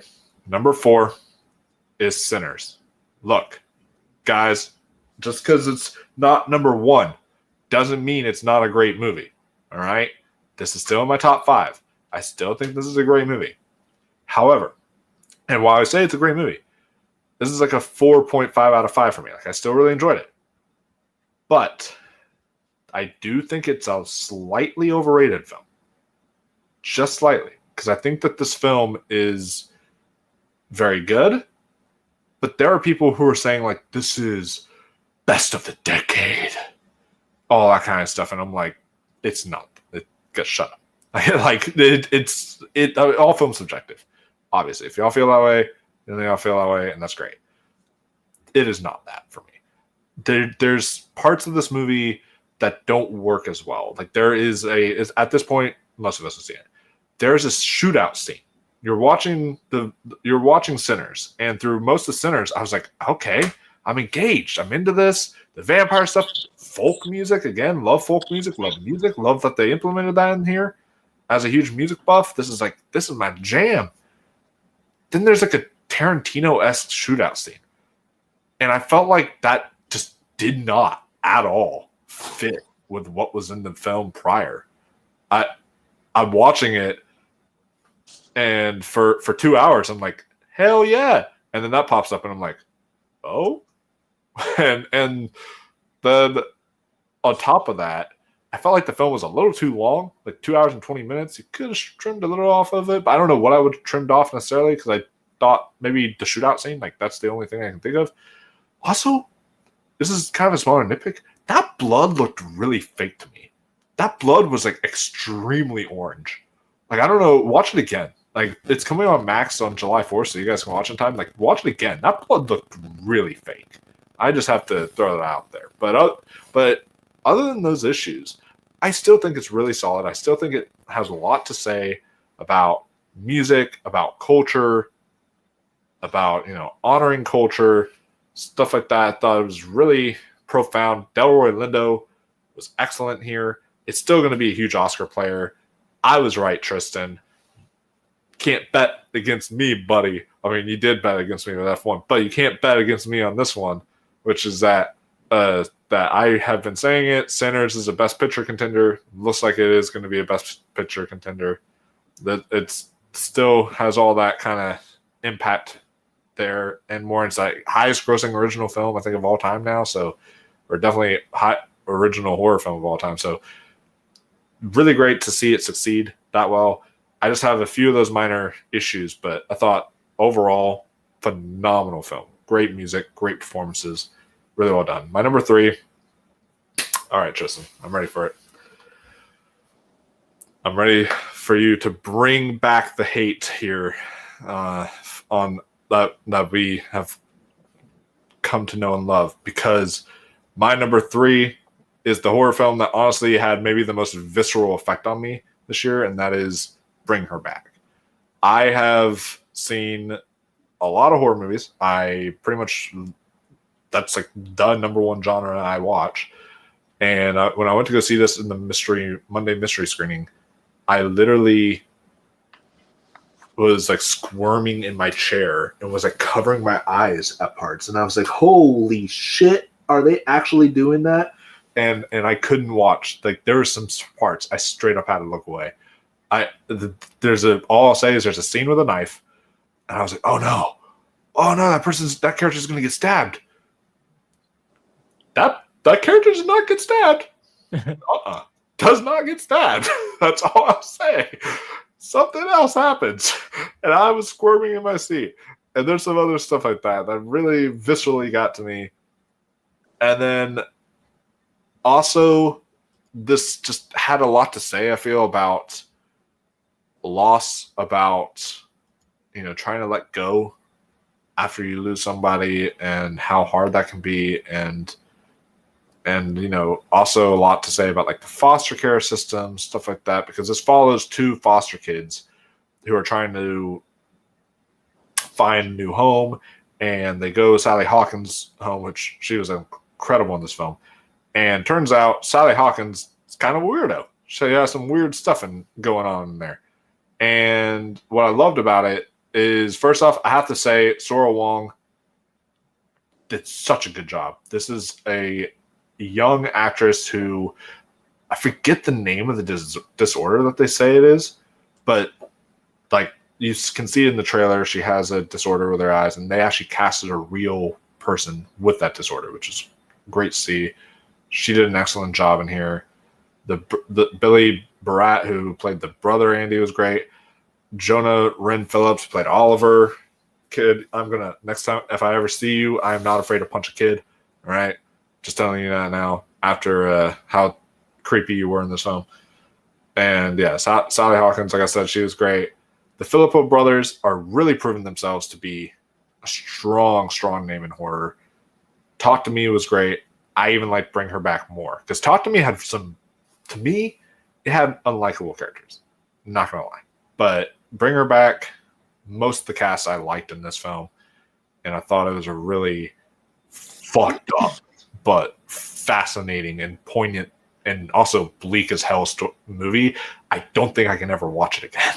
Like, it's very bleak, it's very messed up, but I really liked it a lot. So Bring Her Back is number 3 for me. Number 2 is a movie that me and Tristan did a review. The review's being edited. It will be up eventually, but it is 28 Years Later. I love this film. I'm so happy to report that my number 1 most anticipated film of the whole year is this high up. It was actually number 1 for a while until literally just recently. So I love 28 Years Later. We talked about more in there, but I thought the filmmaking style was very unique. I thought the score was extremely well done. Like, as far as the text go, this was just completely killer. I would love to see it get some tech Oscar nods. I don't know if it's going to, but I would love to see it get some tech Oscar nods. Jodie Comer stole every single scene she was in. Ray Fiennes, Water Wet, he's great. And then, I thought the kid, Alfie Williams, every single scene he was in was great. My one issue, we kind of have the same issue. Aaron Taylor Johnson kind of feels a little wasted in the film. But if you just put that aside and kind of what they do with his character, I think this film is exceptional. There's a scene on like a train that is maybe the highlight scene I've seen this year so far. It's maybe like the best scene of the year. There's so many great elements. I sobbed like a baby at this film. I was not expecting to be on the edge of my seat, to then sob like a baby, to then laugh and then say what the fuck at the very end with what happens at the very end. But this movie goes places, and I didn't know Danny Boyle still had it in him, and mad respect. Like, this is great to see that you still have this level of originality in you. It feels like an original film, even though it's not an original film. That's what I really respect about it. So yeah, 28 there's going to be more of these. There's it's going to be a whole trilogy that they're setting up. So, and this one definitely sets up the next one, and I'm excited to see what Nia DaCosta does directing the next one with what they set up. And so I'm not going to spoil it here, but if y'all have not seen 28 Years Later, definitely check it out. That one's a good one. So do y'all have anything to say? I know, Tristan, this is your time to bring on all the hate here that you want. Yeah, really the only one I feel passionately about talking about is Bring Her Back, which I really did not care for at all. Thought was pretty terrible. There's some good imagery, and I'll mention Sally Hawkins and Sora Wong. You brought both of them up, are so incredible in this. Sally Hawkins is doing so much heavy lifting and brings so much to that character, and is very fun to watch. And there's also a needle drop in this movie that's like top 5 craziest things I've ever seen in my life. Like, I couldn't believe what I was witnessing in that one moment, but the rest of the movie felt like it was this really, really shallow pure shock value with nothing beneath the surface of a thing. And it was like, oh no, we have something to say. We're about trauma. We're about how grief is bad. Like, okay, I feel like we've seen that so many times in horror movies now.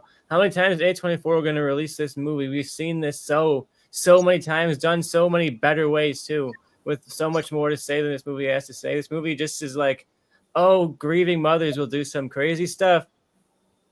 Okay. You know, like I've seen the Babadook, you know, and they clearly were like, oh, we could make the Babadook, but what if Babadook was like really fucked up? You know, what if the Babadook had a kid like cutting his arm off or something? Wouldn't that be fucking crazy? Like, I guess this feels like the film bro, like frat version of the Babadook. Like you watch the Babadook with all your bros and you're like, but what if she like chopped him in half or something? Wouldn't that be crazy? And this is what that feels like. It feels like the wouldn't that be crazy, like Shudder original ripoff of the Babadook. And I'm not looking forward to watching this again, but I will watch it again prior to the end of the year just to see if I had like an emotional reaction to a movie more than like an actual critical reaction. But to me, I just felt like this had nothing going on. You talk about being emotionally hit by it, and I was not emotionally hit by this. I felt like it was just really cheap, really manipulative, and I hated Sally Hawkins' character. And when they try to make you care about her at the end, I was like, don't do that. You're not succeeding in that. You know, no. Yeah, I get that. But also, how dare you diss Shudder when they released The Ugly Stepsister this year? Okay, so there you go. But do you have any other thoughts on any of the others, or was that? Look, that was my most passionate thought. You know, well, one or two of them might come up again. Nice. Do you have any thoughts on any of those, Andrew? The only one of those I've seen, and it'll be coming up again on my list. Cool. Sounds good. Well, what is your number 5 through number 2, Tristan? My number 5, I gotta go back to my list because I had my Bring Her Back review up so I could refresh myself on my my negativity right there. But my number 5 is a movie we actually talked about on this channel quite a bit, so I won't talk about it too much, but it's 28 Years Later. I really thought this was an ambitious follow-up. Like you said, it feels like an original film more than a sequel to 28 Days Later. There's such an odd, like, tonal whiplash in this movie. Wild ride, and I feel like I wasn't, like, 100% on every end of that ride. Like, there was some points where I was like, I don't really like what's going on here. This doesn't feel like it's working on me. So that's why it's lower, I think, than it is on your list by a couple of notches. But I'm still pretty positive on it, and I'm really curious what these next 2 movies look like. So I think those are really going to solidify like how this movie's legacy ultimately plays out. Because right now it's sort of like, oh, this is like a shockingly fresh take, and not what I thought. And I wonder what those next 2 are going to be like. My number 4 is Final Destination Bloodlines.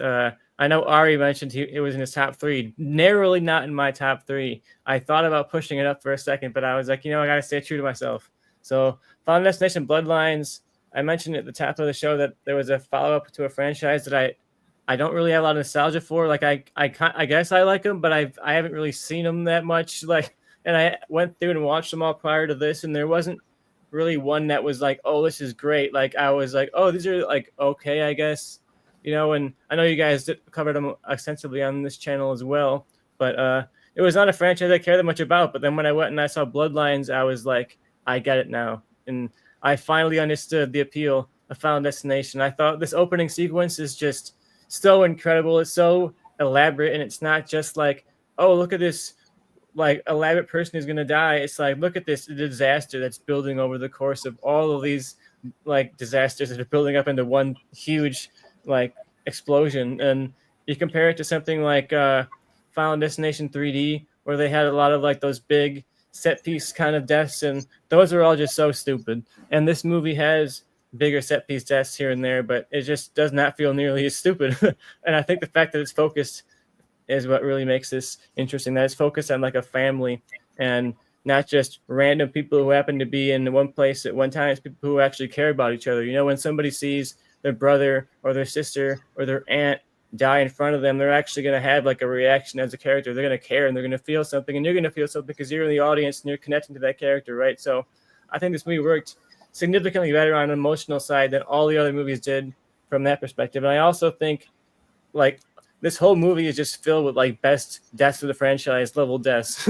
Every single one, I'm like, oh, this is the one. And then somebody's face gets smashed in like a garbage truck, and I'm like, okay, maybe that's the one. And, and then you get to it, just is constantly building on itself and taking the premise of Final Destination and being like, what's just the coolest way we could ever do this? And I love this thing. I'm really excited to see that it made a lot of money, just because I'm hoping that means sequels will be abound and we'll get more and more of these things, because I could watch people get smashed by log trucks every year for the rest of my life. Make this the next Saw. So I was going to be dead and buried over at Blumhouse somewhere. Final Destination can be the next great franchise. Oh yeah, I mean it's a better franchise than Saw in general, but yeah, this is definitely better than most Saw movies. I'll say that. yeah. My number 3 is one I think was on Andrew's, at least honorable mention somewhere on Andrew's list, is Thunderbolts. I'm shocked that it's this high, honestly, because I thought I was kind of out on the MCU. I'm always going to be in terms of liking the movies enough to watch them and be invested in what's going on, but I didn't think I'd be in enough that it's like in my top 3 level of good, and I walked out of this and I said, damn, maybe Marvel really does still have it. And of course, this is the one that nobody saw. So I think Marvel's days might be numbered as something this good is doing so poorly, but I love this thing, and I had a great time watching these characters bond and build up together. I've seen these characters in so many other things, so I think that helps, when you go into this and you do have that homework done. I don't think it's required, but I also can't really speak to that because it's only my perspective. I've done the homework, so I can't really come and say, oh, you would totally love this if you haven't done it, because I've done it, and I came into this really invested in these characters, and it brought out a lot more from these characters. Characters like Ghost, where I was like, oh, that was like kind of a cool villain, I guess, in Ant-Man. And in this, I was like, oh, she's a full-fledged character that is funny and has, a lot that I'm rooting for. And all these characters have such complexity. Yelena and Red Guardian were characters in Black Widow that I actually actively didn't like and thought they were very annoying, especially Red Guardian. I was like, these characters are just not on my wavelength in terms of humor. But then in this, they just really, really clicked for me. And I was crying. I was rooting for him. I was cheering for him. Suddenly I'm like, Red Guardian, he's got to be in the Avengers, he's got to be the lead. He's the next Captain America, like bring him back, and I loved all these characters. I hope they're in more movies, because if this job was, we got to endear you to this team and these characters, they did that job so perfectly. And like Andrew mentioned, the third act is so different than Marvel usually is. It's so character oriented. It's not just a big CGI battle. It's actually literally internal, like within the heads of the characters. So if you want something that kind of finally changes up the Marvel formula just a little bit. I guess it doesn't totally change it up like something like Eternals, where Eternals feels like such a total stylistic pendulum swing that it feels out of place. This still feels like it's part of the MCU, but very fresh, very fun, and I love these characters, and I can't wait to see more of them. All right, my number 2, one that Michael mentioned, Sinners. My number 2 is Sinners. I loved Sinners. I wish it's something that I would love to put at my number 1, but I do kind of echo some of the concerns Michael has in terms of like that Tarantino-esque battle sequence doesn't like totally live up to my expectations of what it could have been. But at the same time, if this is a movie about like the long history of Black art and American culture, like I think blaxploitation cinema is a big part of that. And I think that last act kind of draws from that era for inspiration a little bit. But yeah, I really, really love this thing. It's gorgeously shot. And I talked about in Mickey 17 how fun it is to see filmmakers like Ryan Coogler who have the blank check to like, what do you want to make? What franchise do you want to be in? What character do you want to adapt? He said, I don't want to do any of that. I want to make Sinners, and I think the origins of this kind of came from, I believe, Ryan Coogler wanting to do a Blade movie with Marvel that didn't really come into fruition. So I watched this and I think, well, Blade's a cursed film. It doesn't seem that's ever going to happen. What could have Ryan Coogler done with that? It kind of would have been awesome. But at the same time, I'm glad we got this instead, because this was so cool. It has so much to say about art and the history of art and how, some groups of people will take from others and just kind of pretend that it's ours, and I really enjoyed what this movie had to say. And I'm glad it did so well because, like I said, it was kind of a risk, not just as a new IP, but a new IP from a Black filmmaker with a hugely Black cast about Black issues, about Black people, something that like on paper a studio would say no to in so many other hands. But Ryan Coogler kind of just like wills this thing into making it happen. And I think that's a sign of one of our greatest working filmmakers right now with Ryan Coogler, you know, and I think he could be sort of the next Nolan. He gets his feet wet through a franchise. Whoa, that's some big words. You know, you get your money off of the comic book thing, make a really, really good one or two of them, and then you're big enough name now, you can just do whatever you want. And I think if this is like his Inception or something like that, where it's like, I'm showing you what I can do as a filmmaker, if you let me do whatever I want to do, I can't wait to see what he does next, because he could really prove himself as absolutely a top tier filmmaker right now. He's already in there, I think, but if he keeps on this warpath he's on, he's going to be an all-timer. Yeah. If he keeps on going down this list of kind of quality work for sure. But yeah, excellent lineup there. I mean, Sinners was really great. The rest of your films are all really, really solid. Kind of some ones that were in my honorable mentions. I think the only one that you mentioned that was actually on that list was there, but also, and 28 Years Later. They were both kind of on my top 5. I think the rest of them are different, but yeah, this is a really good, solid top 5 so far. I agree. Yeah. What is your 5 through 2, Andrew? Number 5 is one that we're gonna have a lot of disagreement on, and just know that this movie is number 5 because it gave me literally exactly everything that I wanted when I think of this movie. Jurassic Park Rebirth. Jurassic Jeez. World Rebirth. Yeah. I mean World Rebirth. Sorry, for Rebirth. I mix up the words. So what happened? So is here's the thing. When you go see these movies, you expect some great dino action, cookie cutter characters, and a story that's just there. And I feel like when you go in and when you sat down and kind of expected that, and this movie legit like said, let's do this in a really way that's gonna entertain you. And it did that for me. It did that for me. Again, this is a very lackluster year. This is why this movie's on here, because this is a lackluster year in my opinion. But yeah, I had a lot of fun with this movie. It definitely belongs on here. And then number 4, I love spy movies, and I love a finale. Like when it comes to the trilogies, the third one is always my favorite because that gives me all the closure that I need. And Mission Impossible: Final Reckoning, man, it did it. It actually did it. It became number 4 on my list. On my list. Now, I do feel as if this movie's one that gets better upon your multiple viewings, because unlike other like Mission Impossible movies, this isn't action unlike other ones. This is a slower burn. And so I feel like it's one that you watch the first time and you'll really enjoy it. And then you watch it again, you'll enjoy it even more because you're expecting the slower burn. But this movie gave me everything.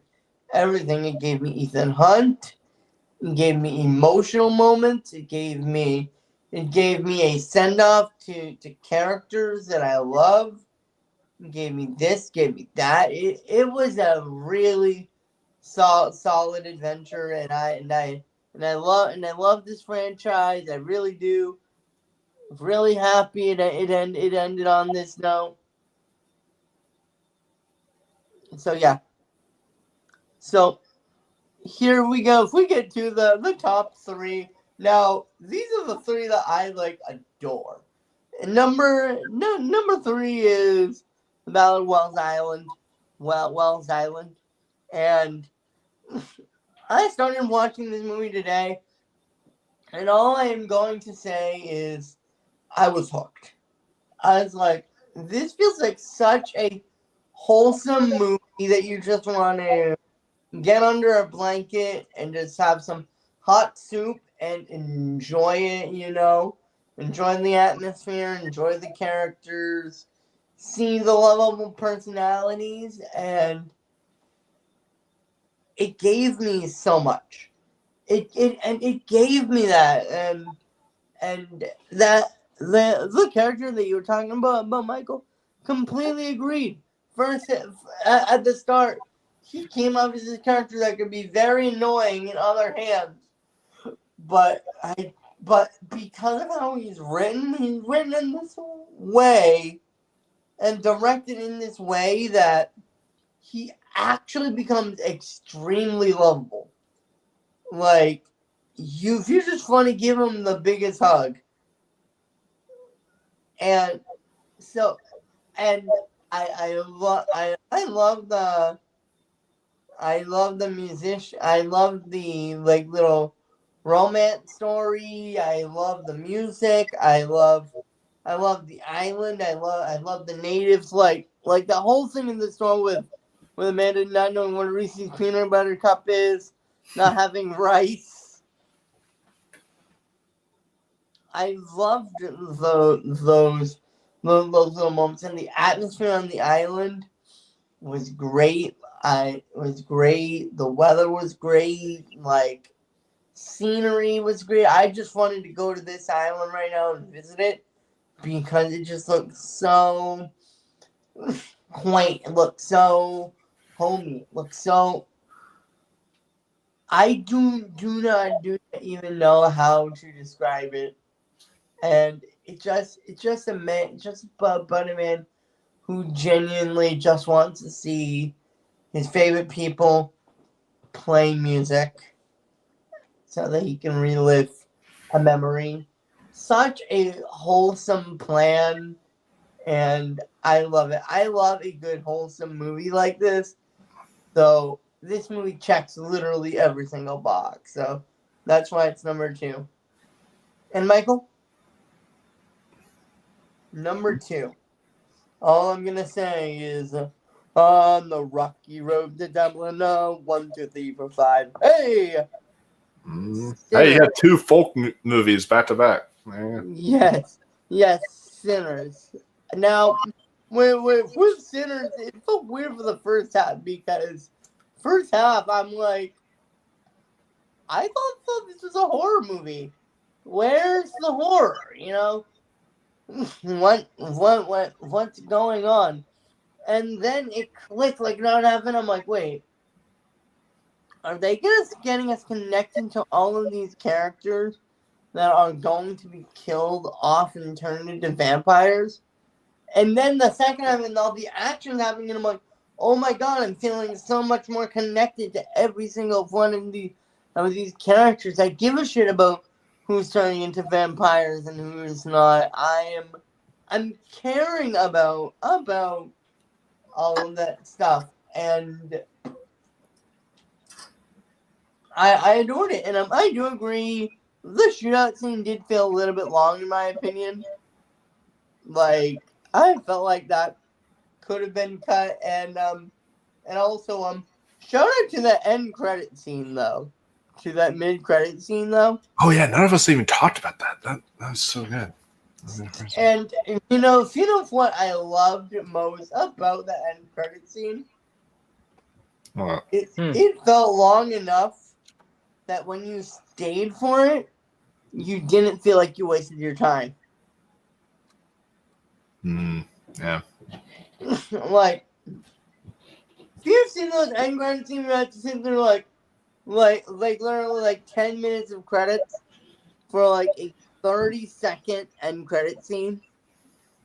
Yeah, this is pretty much like the end of the movie. You know, like if you didn't see that, at least that first credit scene, it was like you didn't finish the arc, you know. And I understand that in some level that's frustrating, I guess, because you're like, oh, that should just be the end of the movie. But like it basically is. Like it comes up right as the credits start, essentially, you know. And it's such a great scene. And Yeah, go ahead. And like here's the thing, that scene for so long, even if it wasn't the end of the credits, it would have been okay. I would have been like okay with it. I would have been like that was worth me staying to see that, you know. Yeah, it was very cool. Like, it was set in Chicago, like which is a big the blues city, Thunderbolts did. and you had Buddy Guy. If you didn't recognize the guy playing the older version of the character, was played by Buddy Guy, who's a famous blues musician from Chicago. So he had a cool cameo at the end of the movie as the older version of this musician. So it was very cool to see that reflection of Chicago culture and blues culture at the end of the movie. But as enthusiastic as you are about that, I saw you like reeling of pain, anger, whatever it was. I don't know what it was. Whenever he mentioned Jurassic World Rebirth. So yeah, I just saw this one yesterday, so it is fresh in my mind in terms of my emotional feelings towards it. But I'm a big fan of this franchise. I'll defend practically every movie in this franchise to some extent. Even this movie has cool Fallen stuff. Kingdom. Well, I love Fallen Kingdom. I do love Fallen Kingdom. This is no Fallen Kingdom, I tell you that. But this movie has some cool stuff. There's some very good dinosaur effects. You can tell they had like 2 or 3 scenes in previs that were great, and they were like, okay, let's make up some bullshit to get there. And that's what the movie feels like. It feels like we have cool ideas for a couple of scenes. Let's spend like a weekend coming up with the script.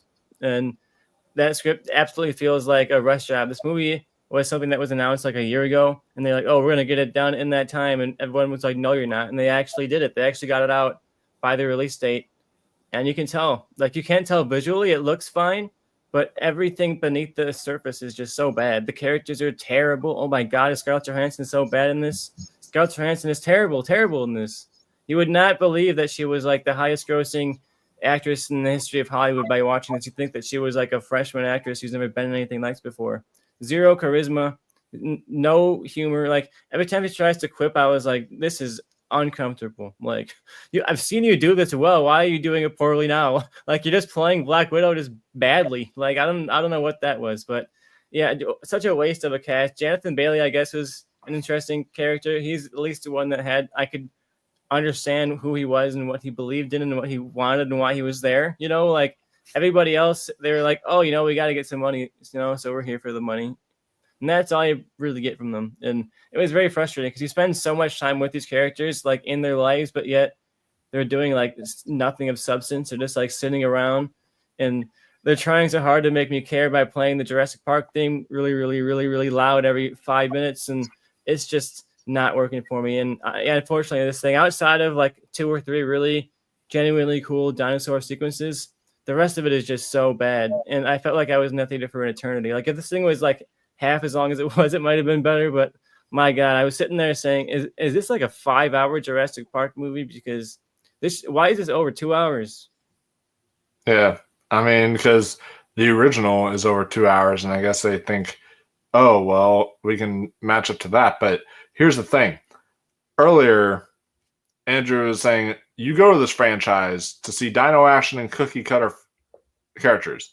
That is not what I go to this franchise for. That's what I go to the Transformers franchise for. That's what I go to the Godzilla and Kong franchise for.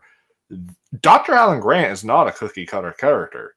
Malcolm from Jurassic Park is not a cookie cutter character. I don't go to these films for cookie cutter characters. I go to these films for dino action and well-written stories. That's what the original trilogy was. Because yes, I will defend Jurassic Park 3. God damn it. That's what the whole Jurassic Park trilogy was. And then the Jurassic World trilogy was like, this is making to schlock. And that's not what this franchise has been. And also, I said this in my review, so I'm not going to mention it a long time here. There's a difference between a callback and straight up copy and pasting. We were talking earlier about copy and pasting with like How to Train Your Dragon and Lilo and Stitch and all that stuff, and like the difference there. They straight up copy scenes from the first movie, like straight up. I was like, yo, this is like uncanny. Like seriously, why are you copying this scene? I've seen it done better, you know. So there's stuff like that kind of bugged me, and you waste a 2-time Oscar winner, Mahershala Ali, get out of here. Yeah, that was kind Yeah, of. if you guys do a spoiler review, I gotta be on that because I almost spoiled it right there. For a second, I was ready to spoil, and I was like, I can't do it. It just came out. Yeah. I can't spoil it now. Yeah, But I wanted to. I'm considering it because like we were very vague about everything because we filmed the review like a week before it came out, but I really wanted to rant about some of the spoiler stuff in there. As far as the other films that you mentioned on the list, Mission Impossible, I liked it, but it was one of those things where again it had kind of the issue that I see in a lot of these films, especially if this being in a Mission Impossible film. It's like, come on, Mission Impossible, you're better than this. You don't need to give me a flashback of every single goddamn thing that's happened in this franchise for the first 35 minutes. I know, I'm a fan of this franchise. Like, why are you spoon feeding me? Like, that to me was just too much. And I'm so glad I didn't go see it in 40X because I would have been bored out of my mind in 40X. Because 40X, I want, like, is where the chairs move and all that. There would have only been like 1 or 2 scenes worthy of that. The whole rest of the movie would have just been sitting, like no movement at all. It would have just been boring. So, yeah, it's good. I enjoyed it, but it's not, anything else. And yes, EDM, thank you. We will do a ranking video down the road for you guys. But yeah, it is the second best of the franchise for me as well. So thank you for that. And yeah, hey, Jurassic Park, fun for the whole family. It is fun for the whole family. It's a family movie. There you go. The family movie person. And yes, I did see it. That will be part of the 2026 video for best of 2026 when we do that. Is Cat in the Hat for sure. My God, 2026. Oh yeah, shaping up to be one hell of a film year. So I love the casting for Cat in the Hat. That has me excited.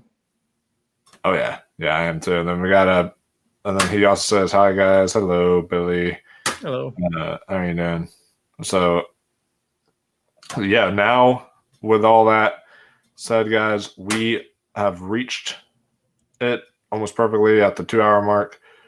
We have reached our number 1 film of the year. And my number 1, it kind of surprises me that this was my number 1.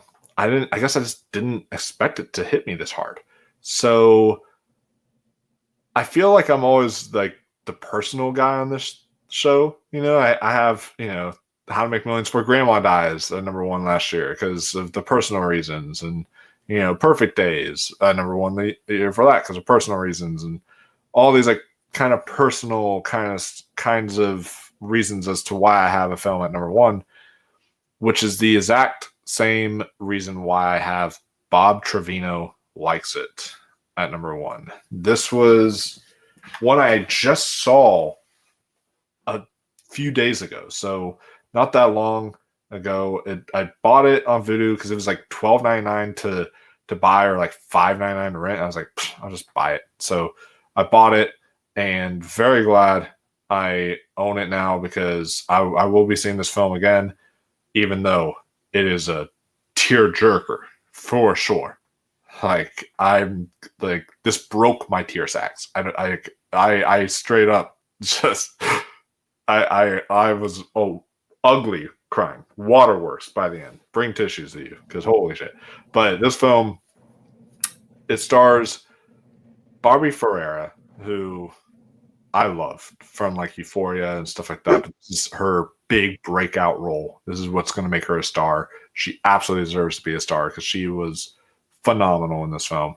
And then John Leguizamo is in here, and he's such a good character actor, but this is one of the best performances he's given in quite some time. And then French Stewart is Robert. The dad, he was excellent. So basically what this film is about is Lily Trevino. This is based, first off, I want to preface this by saying this is based off of real events. So in real life, Tracy Lehman had her dad, Bob Layman, who was a terrible father, basically. So she tried to look up Bob Layman on Facebook, trying to find any like her dad on there or someone who could be related. She comes across this person named Bob Layman. She asks, like, are we related? And then out of all that, a friendship evolves. And so she decided to make it, but instead of Layman, with Trevino. So you have Lily Trevino and then Bob Trevino. And her dad is terrible. Her dad is basically going off on all these tangents about her, about how she ruins everything, and how, you know, he'll take her on these dates, she'll like embarrass him and all this stuff. And there's even a scene, I don't want to give away too much, but there's a scene where he writes out a sheet basically saying, this is what you've costed me as a daughter and everything. I just wanted you to know that. And it's like, oh my God. So it's like, he's a terrible father, the worst kind of father you could have.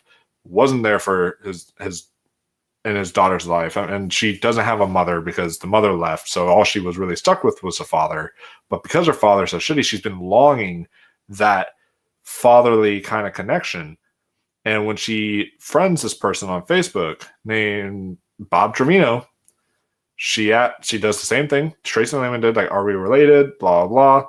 And I don't think so. And all of a sudden he starts liking her posts, and she's kind of a very socially awkward girl, like that doesn't really get a lot of likes. She only has one friend. She's taking care of this wheelchair bound girl who was excellent in the film, by the way, but she's taking care of her as like her job. That's what she gets paid for. She's like a caretaker of this person. And then so she doesn't really have any friends. She doesn't really have a father that cares about her. So Bob Trevino enters her life eventually, and they're like, hey, maybe we can go get some coffee sometime. And then all of a sudden a friendship evolves, but also kind of a fatherly figure for her. Someone who she didn't know she could have in her life is now here in her life for her. And the reason it personally touched me in a way that I wasn't expecting was, I, to say the least, have daddy issues of my own. My dad is not the greatest person, and I have issues with my dad. But there are so many father figures in my life, like my best friend's fathers, who I like consider almost like godparents to me. Like if my mom was to die or something, I would go live with them or something. You know, like they're very close to me, and those father figures were more fathers to me than my own father ever was. So that's kind of how I felt with this film. It's like seeing how that father figure was a better father to her than her real father was. I felt that I connected with this character. It's so relatable, and it's very authentic, and it's going to make you laugh. There's some laugh out loud great stuff in there. If you love dad jokes, there's some great dad jokes in there. There's some really great heartwarming moments, but then there's some really heart-wrenching moments, like straight up. So just letting you know, this will get you in the feels. All right. And if you're a dog person, there's another scene that will also get you in the feels. Just saying. Like, this is a very beautiful movie that honestly I feel is that I think everyone should see it. And the reason why it piqued my interest so much too is because at the Virginia Film Festival, where I go, you know, as press to review all these films, see all these films, Bob Trevino Likes It won the audience award there, and it won like 13 other audience awards. And I was like, the hell? What is Bob Trevino Likes It? Why did that beat like A Real Pain? Why did that beat like Emilia Perez? Why did that beat like all these? What? I was like, what is this? I was like, I've never heard of this. And then watched it, and now I can see why it won, because it's such a delightful film, such a delightful crowd pleaser, and one that really has a lot to say about just about friendship, about connection. It's a really beautiful, beautiful movie. So that is my number one. I absolutely got to see that one. It's been on my list. Hearing you praise it so highly really skyrockets it high. I I'm in the middle of a lot of stuff ahead of Superman, but as soon as that comes out, I think that might be the next thing I watch because I need something like that. You know, I gotta freshen up my top 10, something that'll make me cry, make me feel a lot of emotions. You know, that's what I'm looking for. Oh yeah, for sure. So it's good to have all those feels at once. So, and it's available on VOD, so to rent and to buy. So, what's your number one, Tristan? My number one is also kind of a small personal movie that really affected me deeply. It felt like it was speaking to something that I was feeling and going through at the time that I watched it, and that was Ephus. If you haven't heard of Ephus, it's a very independent film released this year. It's set in the 90s in Massachusetts, and it follows this baseball field that in the morning is going to be torn down to build up a school on where the field is. And on this last day before the field is closed, you follow these men on these two rec league teams, and that's not really real time, but it's sort of like it's a one-day movie, you know. So you're following them from the very beginning of the day all the way through sunset until, you know, essentially midnight on the last day of this field being open, playing their very, very last game of rec league that they've been playing for years and years and years and years before this field that meant so much to them is gone forever. And I think this movie really captures that time of change. You know, something that I think we all feel right now is this uncertainty of everything around us is changing, and things that were stable are not stable anymore, and stuff that we cared about. You know, you might not care about baseball, might not care about a baseball field, but you probably care about a movie theater. You know, you probably think about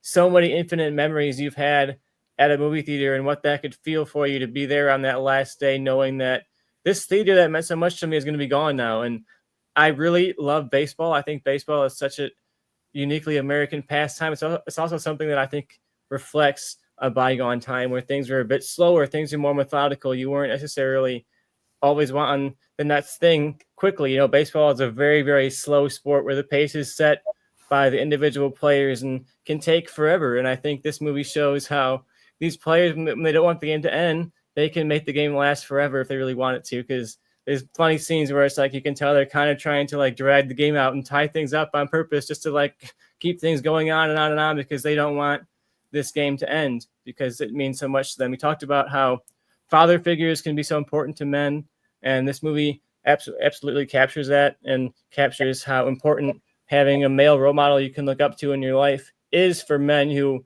especially men who are struggling with things themselves, right? And we tend as men to keep our emotions inside most of the time, especially in the 90s. We were not taught to express ourselves openly.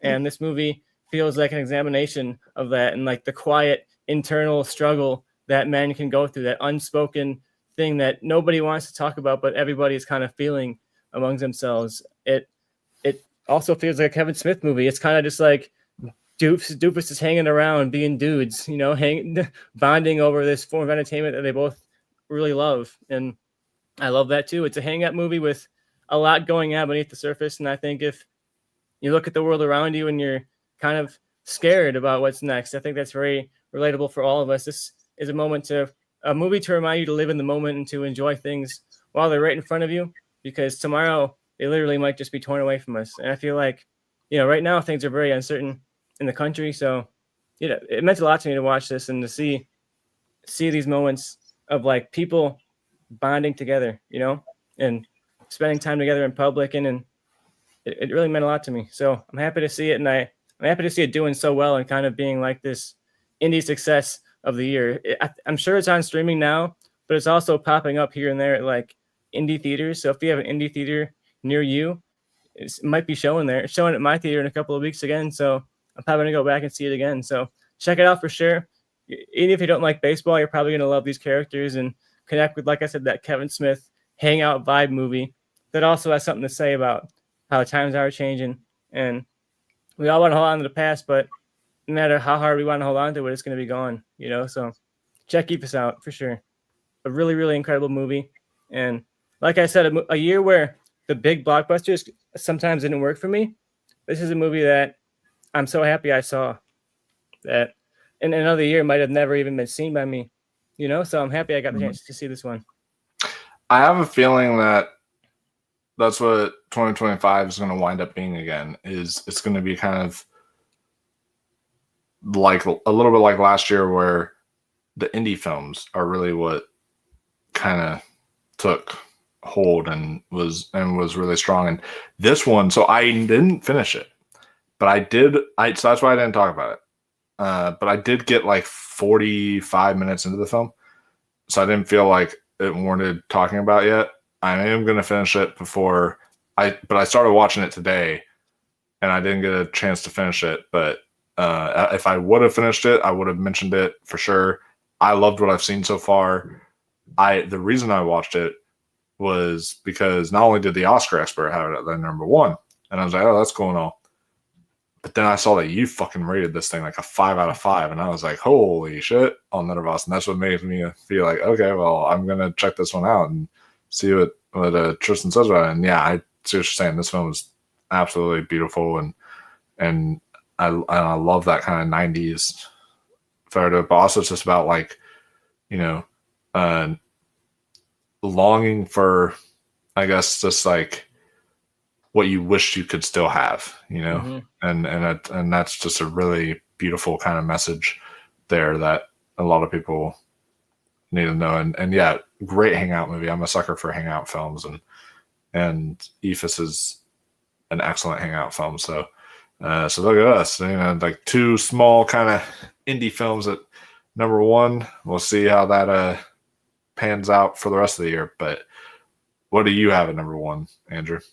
My number one is a movie that was a lot lower on Tristan's list, but I adored this movie so much. Mickey 17. Nice. I like that one.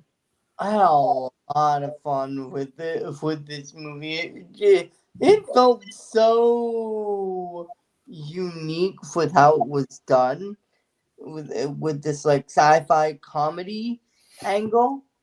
Angle. I did like that.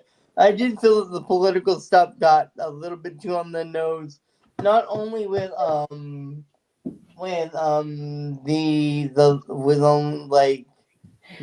the president character, but also, have you noticed something in the beginning of the movie? What? Part when all the people were talking about how much they love their lead, they love him and everything. They were honest to God wearing red hats. Yeah, it was not subtle. No. Subtlety is not Bong Joon-ho's specialty. I will say that. No. Like, I find that kind of satire from somebody who watches Jon Stewart and stuff like that. I find that stuff to be funny, but I also really love Robert Pattinson in the movie as both Mickeys, and I forget who plays his partner in the movie, but she did a really good job as well. Naomi Ackie. What? Naomi Ackie was her name.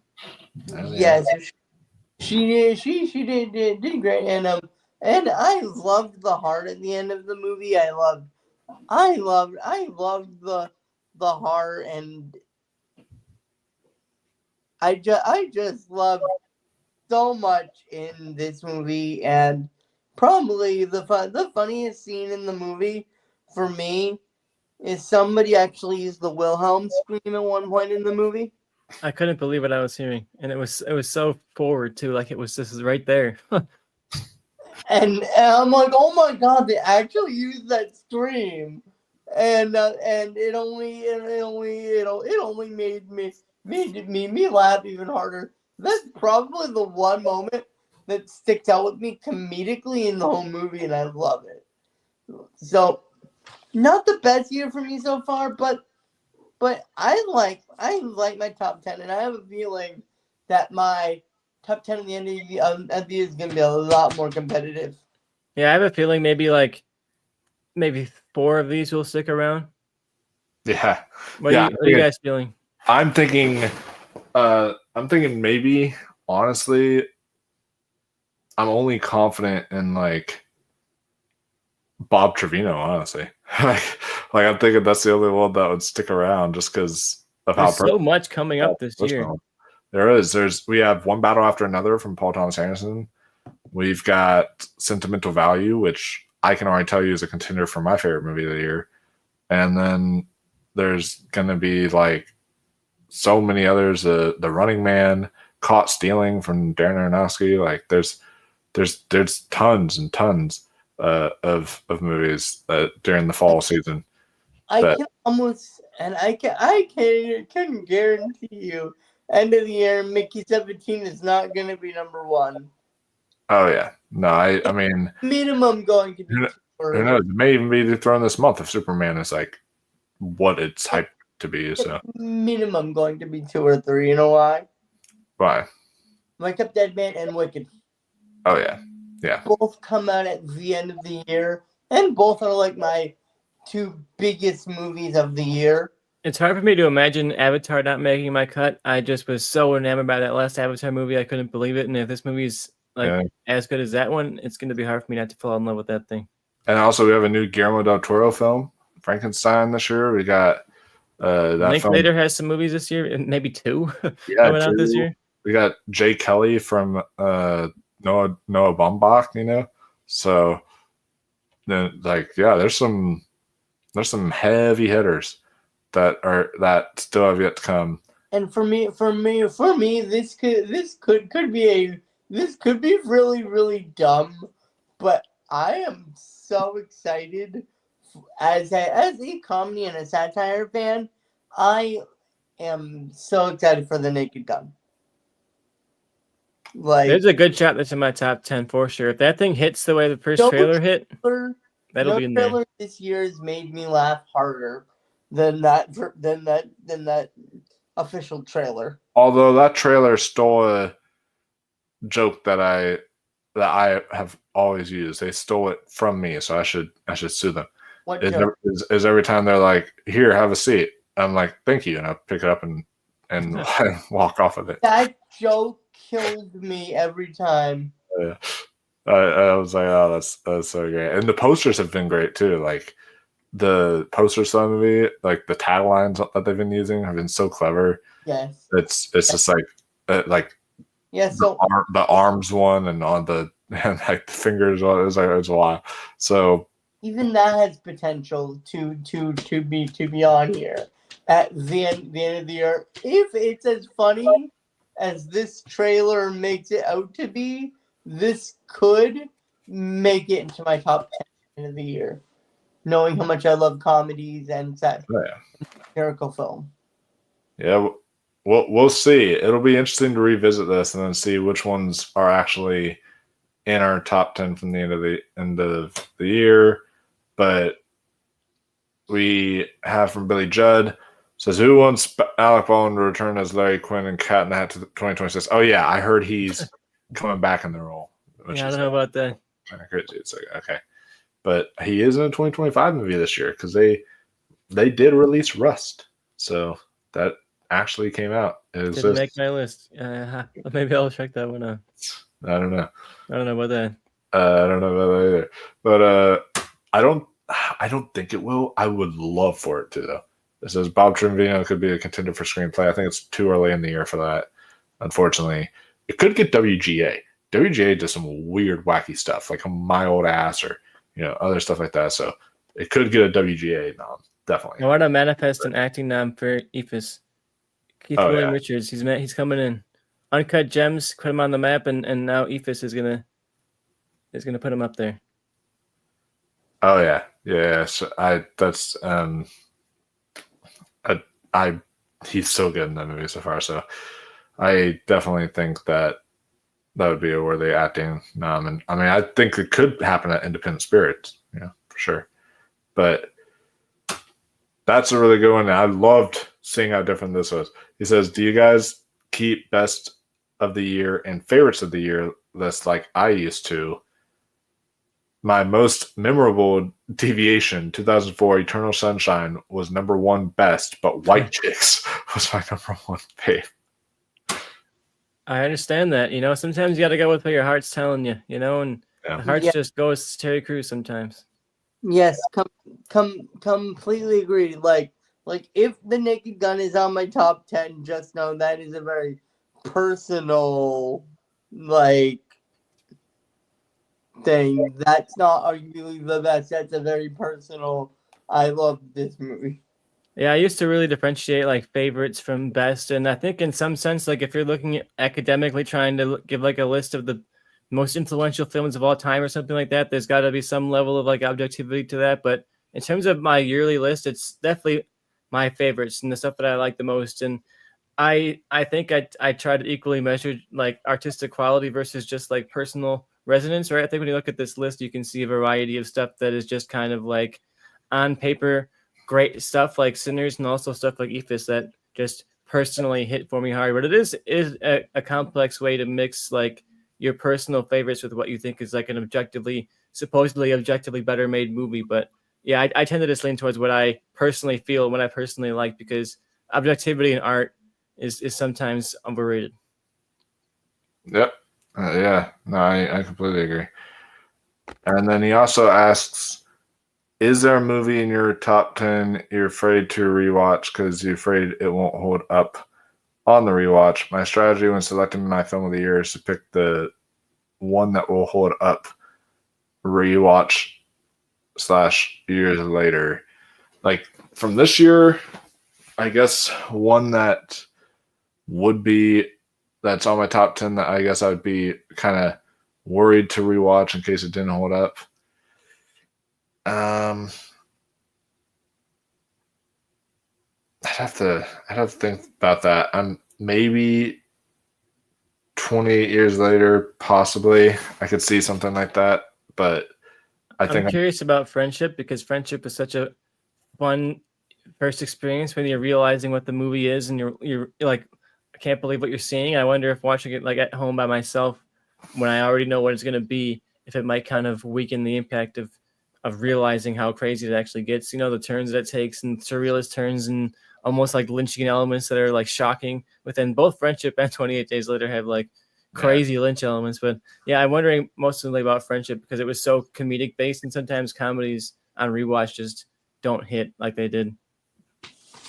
Sure. Yeah. And also, I don't know, maybe Alice Hart might not as on our rewatch as it was like kind of cool in the vein of Slam Dance at the time, but I don't know if it would actually. And also, if Black News Terms and Conditions is like a whole nother film by the time I actually see it again, that's true. Then that probably wouldn't hold up well. And then how can they still release Rust when Alec Baldwin just after dead? Yeah, that's we're not gonna. This goes on right now, but yeah, it's kind of it's definitely an interesting topic for debate, that's for sure. But speaking of a cast member dead, did want to say before we end the stream, rest in peace to Michael Madsen. It's unfortunate he passed away at the age of 67. You were pretty much the coolest part of like Tarantino movies a lot. He just had such a macho-ness to him and a gravitas to him, and he had this like kind of look to him that was always like that. I just loved every single time that worked really well, and I wish we could have gotten that Vincent Vega and Vic Vega movie down the road. That would have been great, but you would definitely be missed as like that special appearance in Tarantino movies for sure, and just missed in general. Yeah, he was a great actor. Yeah, rest in peace to a great guy a great actor. Some great roles. I didn't know much about him as a person, but certainly memorable in terms of his performances. Oh yeah, that's your quote. There's going to be on a t-shirt. It says, "Objectively in art, sometimes overrated." That's the t-shirt. Yep, there you go. But yeah, running real quick because of anyone who might be catching it late or whatever, just running down our top 10s real quick again. Number 10, Alice Hart. Number 9, The Ballad of Wallace Island. Number 8, Deaf President Now. Or Deaf President Now is what I now. And then number 7 is Omaha. Number 6 is Black News Terms and Conditions. Number 5 is The Ugly Stepsister. Number 4 is Sinners. Number 3, Bring Her Back. Number 2, 28 Years Later. And number 1, Bob Trevino likes it. Wolfman likes it too. All right. What about you, Tristan? Recapping your. My number 10 was The Phoenician Scheme. My 9 was Mickey 17. My 8 was Materialists. My 7 was The Shrouds. My 6 was Friendship. 5 was 28 Years Later. 4 was Final Destination Bloodlines. 3 was Thunderbolts Asterix. 2 was Sinners. And number 1 was Ephes. Nice. And then yours, Andrew? My number 1 is number 10 is The Day the Earth Blew Up. 9 is Known As. 8 is Companion. 7 is Thunderbolts. 6 is Alto Knights. 5 is Jurassic World Rebirth. 4 is Mission Impossible Final Reckoning. Number 3 is Wells Island. Number 2 is Sinners. And number 1 is Mickey 17. Nice. And then before we sign off, someone actually gave us their whole list. Brian says his top 12, which is number 1, Sinners. Number 2, Novocaine. Number 3 is Paddington and Peru. Number 4, Nona's. Number 5, Pee-wee as himself. Number 6, Bob Trevino. Number 7, Accountant 2. Number 8, F1. Number 9, Drop. Number 10, Thunderbolts. Number 11, Karate Kid Legends. And then number 12, Day the Earth Blew Up. So, Interesting list. yeah, very interesting list. Good to hear from you, Brian. Yeah, good to hear from you too, man. Good to hear from all y'all. Thank you all for tuning in. We had a lot of comments tonight. A lot of people tuning in. So thank you all for tuning in who did.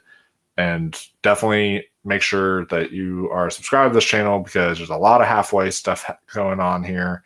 Like I said, on Monday is going to be the halfway TV episode where I have seen 80 plus movies so far this year, but I have seen 22 shows released in 2025. So I've seen it. So I've now seen enough shows to say I feel warranted enough to have a top 10 list. So I will be getting together with Ari again, and we'll be doing a top 10 for shows on there between the two of us. So stay tuned for that of what were the best shows of the year so far.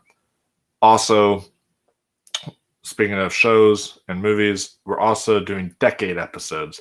So this week we're also going to be doing a best movies of the decade so far, the ones that have come out this decade from 2020 to 2025. Then we're also going to be doing that for TV shows that have aired, and I will allow the end of 2019 period and seeped into 2020 /